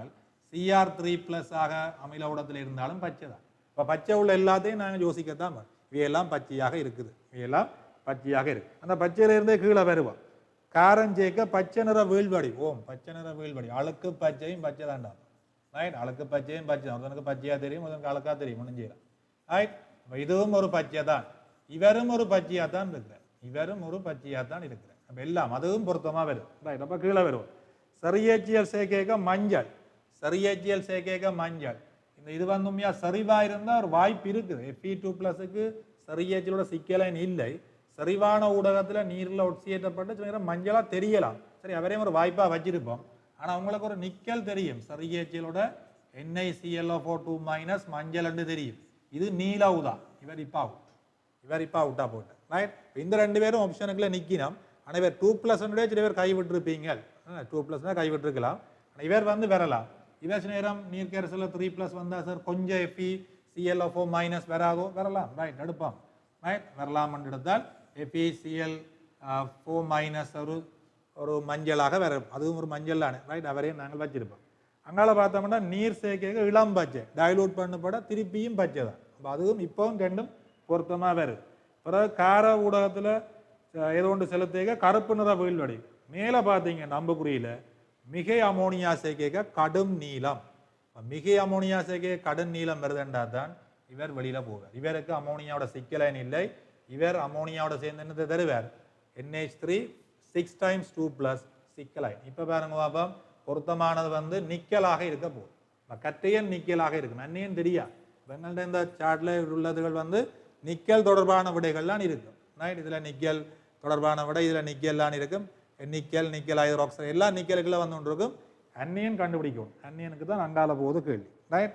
அடுத்தது வந்து மூக்கி அரிக்கும் மனமுடைய வாய். மூக்கி அரிக்கும் மனமுடைய வாய்கள் எங்கள்கிட்ட கெமிஸ்ட்ரியில் பெரும்பாலான வாய்கள் மூக்கி அரிக்கத்தான் செய்யும் ரைட். கெமிஸ்ட்ரியே மூக்கி அரிக்கும். எங்கள்கிட்ட மூக்கி அரிக்கும் வாய்கள், அதாவது மூக்கி அரிக்கும் மனமுடைய வாய்கள் கனவாய்கள் இருக்குது. இப்போ நீங்கள் குளோரின் SO2 வாயுகள் பிரதானமாக இருந்தாலும் புரோமினும் மூக்கி அரிக்கத்தான் செய்யும், NO2 மூக்கி அரிக்கத்தான் செய்யும். பெரும்பாலான வாயுக்கள் மூக்கி அரிக்கும் ரைட். மூக்கி அரிக்கக்கூடிய வாயு வகைத்தான் இருக்கு சரிதானே. அந்த மூக்கி அரிக்கும் வாயுக்கு இன்னொரு வாயு வச்சு கேட்கல ஈயண்ட இளம் மஞ்சள் வருது. அங்கதான் விஷயம் இருக்கு. அந்த மூக்கி அரிக்கிற மனமுடைய வாயுக்கு மீண்டும் ஒரு வட்டம் தானே போட்டிருக்கிறோம் டி. இன்னொரு டி என்ற வட்டத்தை போடைக்க இளம் மஞ்சள் வேறு. அதுலான அந்த விஷயம். அப்ப மஞ்சள் வர்ற ஒரு வீழ்வடிவு என்று சொன்னால் இளம் மஞ்சள் நிறமான வீழ்வடிவு என்றால் சல்பர் தான் வேறு. சல்பர் தான் வேறு. அங்க மூக்கியரிக்கக்கூடிய மனம் H2S சொல்லியிருப்பான் கூழ் முட்டை மனமுடைய வாயு. அப்ப இங்க வந்த வாயு SO2 இருக்க வாய்ப்பு இருக்கு என்ற சல்பர் வரும். அந்த சல்பர் SO2 ஆர தருவதுன்றது இப்போ உங்களுக்கு ஞாபகம் வரணும் என்னண்டு SO2 plus H2S S plus நீர் S plus நீர் சல்பர் தான் இந்த வீழ்வடிவு. அப்ப அடுத்த வாயு என்ன H2S ஆக இருக்கு. அவ இங்கே SO2 வாயு வர்றபடியா தான் நாங்கள் நிக்கல் சல்பைட் என்று கொடுத்துருக்கிறோம். ஏன் அமிலம் ஜேகேக்கு SO2 வாயு வரும் சி. ஆகவே சி வந்து SO2. அப்ப எங்களுக்கு ஜேகேக வந்து ஈ வந்து என்னவா இருக்கும் சல்பராக இருக்கும். ஈ வந்து சல்பர். சரிதானே? சல்பருக்கு எண்ணெயோ சேர்க்கிறோம். சல்பருக்கு எண்ணெயோ சேர்த்தா ரெண்டு தாக்கம் இருக்குடா. சல்பருக்கு எண்ணெயோ சேர்த்தால் இரண்டு தாக்கங்கள் இருக்குது. என்ன சல்பருக்கு எண்ணெய் வச்சோட ரெண்டு தாக்கங்களை நாங்கள் எதிர்பார்க்கலாம். ரெண்டு தாக்கங்கள் இருக்கு எங்களுக்கு. என்ன தாக்கம் என்று சொன்னால் சல்பர் வந்து எண்ணெய் வச்சோட என்ன சல்பர் வந்து எண்ணெய் வச்சோட எங்களுக்கு என்ன தாக்கத்தை தரலாம் என்றால் பாருங்க சல்பர் எண்ணெய் வச்சோட என்னத்தை தரும் ஒன்று Na2S plus Na2SO3 plus நீரை தரும். சல்பர் வந்து மிகையாக இருந்தால் Na2S2O3 வரும். தயோசல்பேட் பிளஸ் நீரும் வரும். எங்களுக்கு என்ன தாக்கம்னு தெரியல. என்ன தாக்கம்னு தெரியல அந்த சார்ட்ல. எஃப்வும் ஜியும் தான் போட்டிருக்காங்க. இதை பற்றி ஒன்றுமே சொல்லல. அந்த ஜிக்குள்ளாலே ஒரு இஎஸ்எட்டே கேட்க வெள்ளை வரும். என்னென்னா PbSO3யும் வெள்ளை தான். PbS2O3யும் வெள்ளை தான். அப்போ அதுவும் ஓகே தான் இருக்கு. அப்போ இவரும் பெறலாம் பெறலாம்ன்ற மாதிரி தான் கிடக்கு வெள்ளை. ஆனால் அப்புறம் வெப்பமேட்டைகளை கருப்பு வேறு. ஆனால் நீங்கள் PbSO3 இருந்திருந்தால் அப்பன் அதை நீங்கள் வெப்பமாக்கினா உங்களுக்கு கருப்பு வர்றதுக்கான வாய்ப்பு இல்லை. அது வந்து உங்களுக்கு கருப்பு பிபி ஆக்சைடாச்சு நேரம் பிரியலாம். பிபி ஆக்சைடு வந்து மஞ்சள். பிபிஎஸ் வரும். பிபிஎஸ்ன்றது PbS2O3 இருந்தால் தான் உங்களுக்கு வெப்பமாக இருக்கிற PbS வேற கருப்பு வரும். அப்போ எங்களுக்கு இந்த தாக்கம் பொருத்தமாக இருக்குது. அதை பொறுத்தவரைக்கு நாங்கள் வேறு விளைவுகளும் இதெல்லாம் போட்டிருப்பாங்க. இதில் ஒன்றுமே இல்லை. அதான் இருக்குது. அந்த பக்கத்தால் தயோசல்வேட் காட்டதான் அது போட்டிருக்கோம். அப்போ H வந்து என்ன H பாருங்க. அப்போ இதில் உங்கள்கிட்ட H எங்கே போட்டிருக்கிறா H வந்து இருக்கிறது வந்து இதில் ABCD H ரைட். இங்கே இருக்குது H வந்து PbS2O3 இருக்கு. அப்போ அந்த Fன்றது என்னவா இருக்க வேணும்? Fன்றது என்னவா இருக்கணும்ன்றது Na2S இருந்தால் அமிலம் சேர்த்தால் Na2Sக்கு நீங்கள் அமிலம் சேர்த்தால் மீண்டும் என்ன செய்யும் சல்ஃபைட்டுகளுக்கு அமிலம் சேர்க்கும் போது H2S வாயு வரும். சல்ஃபைட்டுகளுக்கு அமிலம் சேர்த்தா H2S வாயு வரும். இங்கே சல்ஃபைட் தான் வருது. மற்றவளவு சல்ஃபைட் தான் வருதுன்றதை உங்களுக்கு தெளிவாக காட்டியிருக்கிறோம். ரைட். H2S இருந்தால் அது Na2S நீங்கள் அமிலம் சேர்க்க H2S வாயு வரும் என்பதை உங்களுக்கு காட்டியிருக்கோம். அப்போ இந்த விளைவு Na2S. இங்கே இருக்கிறது Na2S2O3. இப்போ Na2S2O3க்கு திருப்பி இன்னொரு செய்திருக்கிறாங்களே என்ன அமிலம் சேர்த்திருக்கிறான். அமிலம் சேர்த்தா உங்களுக்கு தெரியும் அதே சி என்ற விளைவு. அப்போ SO2 வாயு தான் வருது. SO2க்கு அமிலம் சேர்க்கப்பட்ட ஒரு ஜேயா அமிலம் சேர்க்கப்பட்ட ஒரு ஜி. அமிலம் சேர்க்கப்பட்ட ஜி என்ன அப்படி கண்டுபிடிக்கிறது தெரியாது. அமிலம் சேர்க்கப்பட்ட ஜி என்ன எங்களுக்கு என்ன தெரியும் ஒன்றும் தெரியாது. அப்போ நாங்கள் கீழே வருவோம். அமிலம் சேர்க்கப்பட்ட ஜி என்றா வருவோம். கீழே என்ன சொல்லியிருக்கிறான் எல் வருதான். அதுலேயும் ஒன்றும் தெரியாது. எண்ணெய் சேர்க்க பச்சை H2O2 சேர்க்க மஞ்சள். அப்போ இந்த ரியாக்ஷன் எங்களுக்கு தெரியத்தான் மேடம். எங்கள்கிட்ட வளமையாக இருக்கிற சிலபஸில் இருக்கிற தாக்கங்களை மட்டும் படிக்கிறார்களுக்கு பிரச்சனை இல்லை. ஆக கொண்டு 79ஆம் ஆண்டுலேருந்து 2022 பழைய பேப்பர் செய்கிறார்களுக்கு குழப்பமாக இருக்கு. ரைட். எங்கட சிலபஸில் இருக்கிற இப்போத்தே 10ல் இருக்கிற கேள்விகள் செய்கிறார்களுக்கு உடனும் தெரியும். இங்கே வந்து ஒரு பச்சை நிறமான ஒரு ஆள் வர்ற H2O2ல மஞ்சள் நிறமான கரைசல் வருது என்றால் அது CrO2- இருக்க வேணும். Cr3+ இருந்தால் Cr3+, அதாவது இந்த தாக்கம் தான் மிக முக்கியமாக போட்டிருக்கிறாங்க கைடில். CrOH thrice வீழ்வடிவுக்கு H2O2 சேர்க்க மஞ்சள் நிறமான கரைசல் வேறு. அங்கே தெரியுது அமில ஜே. அப்போ சிக்கு அமில ஜே சேர்க்கிறோம் என்றால் குரோமேட் வரும். SO2 வாயுவோட ஒரு குரோமேட் தாக்கம் அடைஞ்சு Cr3+ வரும். அப்போ என்ன வேறு கூடும் பொட்டாசியம் குரோமேட்டாக இருக்க வரும். பொட்டாசியம் குரோமேட்டாக இருந்தால் என்ன வரும் அங்கே இருக்கிற SO2 வாயுவோட Cr2 தாக்கம் அடைந்து என்ன வரும் தாக்கம் அடைந்து எங்களுக்கு Cr3+ வரும். Cr3+ வரும். Cr3+ எண்ணெய் வச்சு ஓவில் என்ன வரும் CrOH thrice வரும். ஓவில் என்ன வரும்? CrOH thrice வரும். ஓவில் CrOH thrice வரும். அது H2O2 ஒட்சியேற்றப்பட்டால் குரோமேட் அயனாக வரும். குரோமேட் அயனாக வரும். அதான் அந்த பக்கம் இருக்கிறது. மற்றதுக்கு என்ன செய்திருக்கிறாங்க? கேயா, கேக்கு எம்ஜேக்கு என் வெள்ளை HNO3யில் கரையாது. HNO3ல கரையாத ஒரு வீழ்வடிவு ஒட்சியேற்றப்படைக்குள்ள இதை Cr3+ தாழ்த்தி போட்டப்ப இது என்னவா ஒட்சியேற்றப்படும்? SO4 ஒட்சியேற்றப்படும். SO4 ஒட்சியேற்றப்படும்.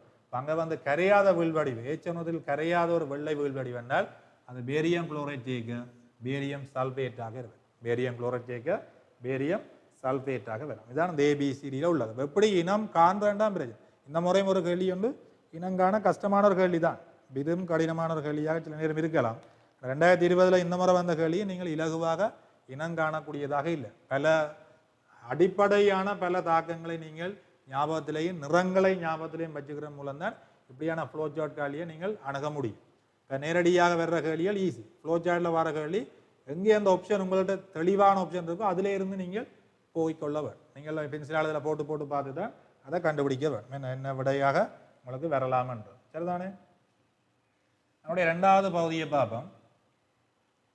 3D வரிசையை சேர்ந்த M என்றது உலர் குளோரின் வாயுடன் தாக்கமடைந்து ஒரு மஞ்சள் நிறமான திண்மத்தை உருவாக்கியது.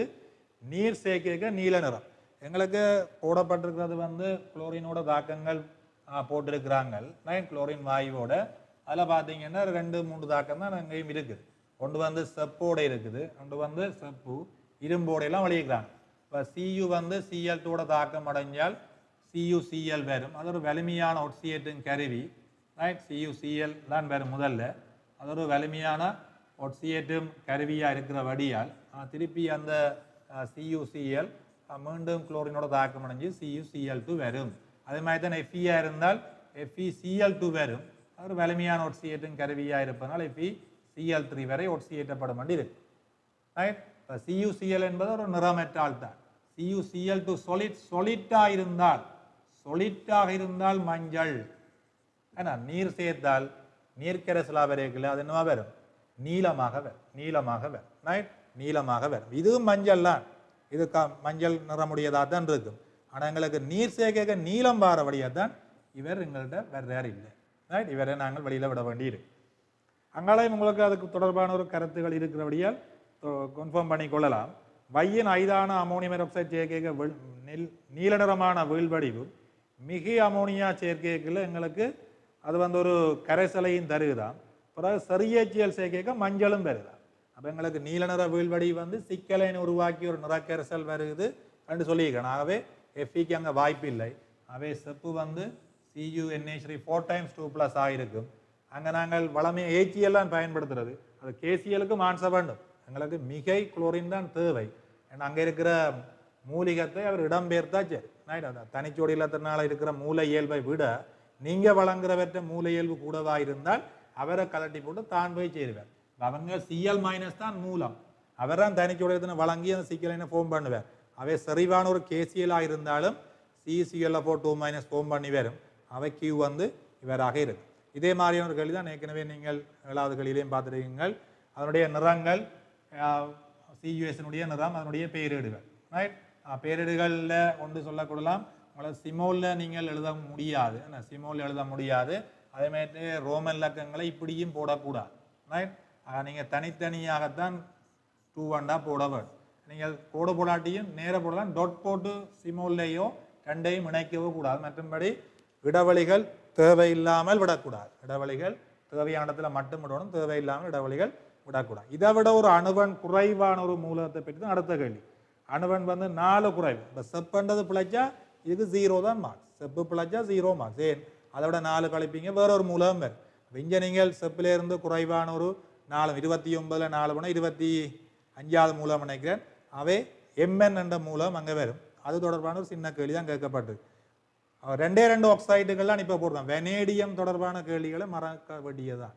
வெனேடியம் என்பது எங்களோட சிலபஸில் இப்போதைக்கு இல்லாமல் தூக்கப்பட்டிருக்குது. அவை 2 குரோமியம் MN ஆக்சைடை படித்தா காணும். 2 ஆக்சைடு தான் போட்டிருக்கிறாங்க. அவை MN குரோமியம் 2வது ஆக்சைடு தான் கேட்பாங்க. ஏன்னா வெனேடியம் ஆக்சைடு முந்தி கேட்குறான் வளமே. அது இப்போ வெனேடியத்தின் உருகுநிலையோ வெனேடியத்தின் நிறங்களோ வெனேடியத்தின் ஆக்சைடோ சிலபஸில் இல்லை. இப்போ அவை வெனேடியம் பற்றி பார்க்குது. 2 ஆக்சைடு. ஒன்று MN, ஒன்று குரோமியம், இங்கே கேட்கப்பட்டிருக்கிறது எம்எனுடைய ஆக்சைட்டுகள். இவருக்கு ஏன் தாழ்வான ஒரு உருகுநிலை இருக்குது, அதான கேட்டிருக்கு. அதாவது தாழ்வான ஒரு உருகுநிலை இருக்கிறதுக்கு என்ன காரணம்? நாகத்துக்கும் எம்எனுக்கும் தாழ்வான உருகுநிலை. இவையெல்லாம் உலோகங்கள். உலோக பிணைப்புகளுடைய வலிமையால் தீர்மானிக்கப்படும். உலோக பிணைப்புக்கு தங்களுடைய இலத்திரங்களை வழங்க வேணும். உறுதியா இருக்கிற 3D5 என்ற உறுதியா இருக்கிற எம்என்னும் 3D10 என்று உறுதியாக இருக்கிற நாகமும் உலோக பிணைப்புக்கு தங்களுடைய இலத்திரங்களை வழங்கும் ஆற்றல் குறைவாக இருக்கு. தாங்கள் உறுதியா இருக்கக்கூடிய உறுதிநிலையை குலைக்க விரும்பாது. அதால வழங்குற ஆற்றல் குறைவு. உலோக பிணைப்பின் வலிமை அதால குறையுது. அதால நாங்கள் எதிர்பார்க்கிறத விட சட்டனுக்கும் எம்என்னுக்கும் உருகுநிலை குறைவாக இருக்குது. சட்டனுக்கும் எம்என்னுக்கும் உருகுநிலை குறைவாக இருக்கு. அந்த ஓரிடப்பாடற்ற தன்மைக்கு பங்காற்றுகிற தன்மை குறைவு. அதால உலோக பிணைப்பின் வலிமை குறைவு, உருகுநிலை குறைவு. எம்எனுடைய இந்த தாழ்வான ஒட்சியேட் நிலையில் கட்டேன் அமோனியம் ஹைட்ராக்சைடு சேர்க்கைக்குள்ள வழிபட்டா என்ன நடக்கும்? ஹைட்ராக்சைடாக வரும். ஏன்னா ஹைட்ராக்சைடு வந்து டக்குன்னு வழியிலே ஆக்சிஜனால் ஒட்சியேற்றப்பட்ட என்ன வரும்? MnO2 வரும். ஏன்னா MnO2 வரும். அது வந்து கபில நிறமாக வரும். ரைட், கபில நிறமாக வரும். உங்கள்ட்ட Mn ஹைட்ராக்சைடு வந்து வெள்ளை நிறம் அல்லது கிரீம் கலர்னு சொல்லுவாங்க. அப்புறம் அது என்ன நிறமாக மாறும்? கபில நிறமாக எங்களுக்கு மாற்றம் அடையும். கபில நிறமாக மாற்றம் அடையும். ரைட், அதனுடைய ஒட்சியனைன்கள் 2 ஒட்சியனைன் MnO4- ஊதா, MnO4 பச்சை. அதனுடைய பயன்பாடு ஏதாவது எழுதலாம். நாங்கள் 2 பயன்பாடு தந்திருக்கிறோம். ஏதாவது 2 பயன்பாடுகள். ரைட், ஏதாவது 2 பயன்பாடுகள். எம்னுடைய உலோகத்தினுடைய ஒரு உப்புக்கும் மற்றவற்ற உப்புக்கும் வந்து என்ன சேர்த்திருக்கிறோம்? ஐதான அமிலம் சேர்க்கைக்கு நிறமுடைய வாயுவும் மற்றது நிறமற்ற மணமற்ற வாயு. ஐதான அமிலம் சேர்க்கைக்கு நிறமுடைய வாயு ஒன்று வருதுன்னு சொன்னோம். ஐதான அமிலம் சேர்க்கைக்கு நிறமுடைய வாயு வருதுன்னா NO2- தான். ஏன்னா வேற ஆப்ஷன் இல்லை. நிறமுடைய வாயு வந்து புரோமினுக்கு வரும். அது வந்து உங்களுக்கு சரிவானதை சேர்க்க வேணும். அல்லாது NO3 வரும். திண்ம நைட்ரேட்டுக்கு சரி H2 சேர்த்தாலும் NO2 வரும். ஐதான அமிலம் உண்டு சேர்க்க நிறமுடைய வாயு வந்தால் NO2-. ஆகவே Cuக்கு Cu NO2 twice.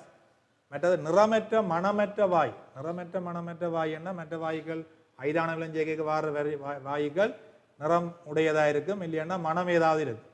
H2S இருக்கலாம் அல்லது SO2 இருக்கலாம். ஐதான அமிலம் சேர்க்க அதெல்லாம் வரலாம். H2S வந்திருக்கலாம், SO2 வந்திருக்கலாம், அல்லது NO2 நிறமுடையதா இருக்கலாம். இது வந்து நிறமற்ற மணமற்ற வாயு வந்தால் கார்பனேட். இரு கார்பனேட்டுகள் கொடுத்தாலும் பெரிய பிள்ளையண்டி இல்லை. இரு கார்பனேட்டுகளும் CO2 வாயுவை தரும். இரு கார்பனேட்டுகள் உறுதித்தன்மைகள் பற்றி எங்களுக்கு தெரியாதபடியே நாங்கள் கார்பனேட்டை கொடுத்துருக்கிறோம். இரு கார்பனேட்டுக்கு நான் ஒரு விதம் பிள்ளைன்னு சொல்ல மாட்டேன். கார்பனேட்டுகளை இங்கே கொடுத்துருக்கிறோம். அந்தபடியாக சீக்கமட்டியில் உள்ள அந்நியன்களை இனம் காண்பதற்கான சோதனை NO2-. கபில வளைய சோதனை. கபில வளையத்தை தரும். கபில வளைய சோதனை எப்படி செய்கிறாங்க எழுதத்தை. கபில வளைய சோதனைக்கு கபில வளையம் வரும் நிலைனா சரி. அதே மாதிரி CO3-க்கு நீங்கள் அமிலம் சேர்த்தீங்கன்னா வர்ற வாயுவை தெளிந்த சுண்ணாம்பு நீர் என்றது கால்சியம் ஹைட்ராக்சைடு செலுத்தினால் கால்சியம் கார்பனேட் வீழ்வடிவாக வரும். தொடர்ந்து செலுத்தினால் கால்சியம் இரு கார்பனேட் பெற கரையும். அது CO2 வாயுக்கான ஒரு பரிசோதனை. அதிலிருந்து 2 அந்நியங்களையும் நாங்கள் உறுதிப்படுத்தி கொள்ளலாம். இதுதான் எங்களை 10வது வினா. ரைட், நம்ம இந்த பரீட்சைகள் தொடர்பாக உங்களுக்கு ஏற்கனவே புள்ளி திட்டங்களை நீங்கள் பார்க்கக்கூடியதாக இருக்கும். அதுக்கான விடைகளையும் கொடுக்கப்பட்டதுக்கான விளக்கங்கள் மட்டும் இன்றைய இந்த வீடியோவில் நீங்கள் பார்த்துருப்பீங்க. இதுவரை உங்கள் பார்த்த அனைவருக்கும் நன்றி கூறி விடைபெறுகிறேன். நன்றி.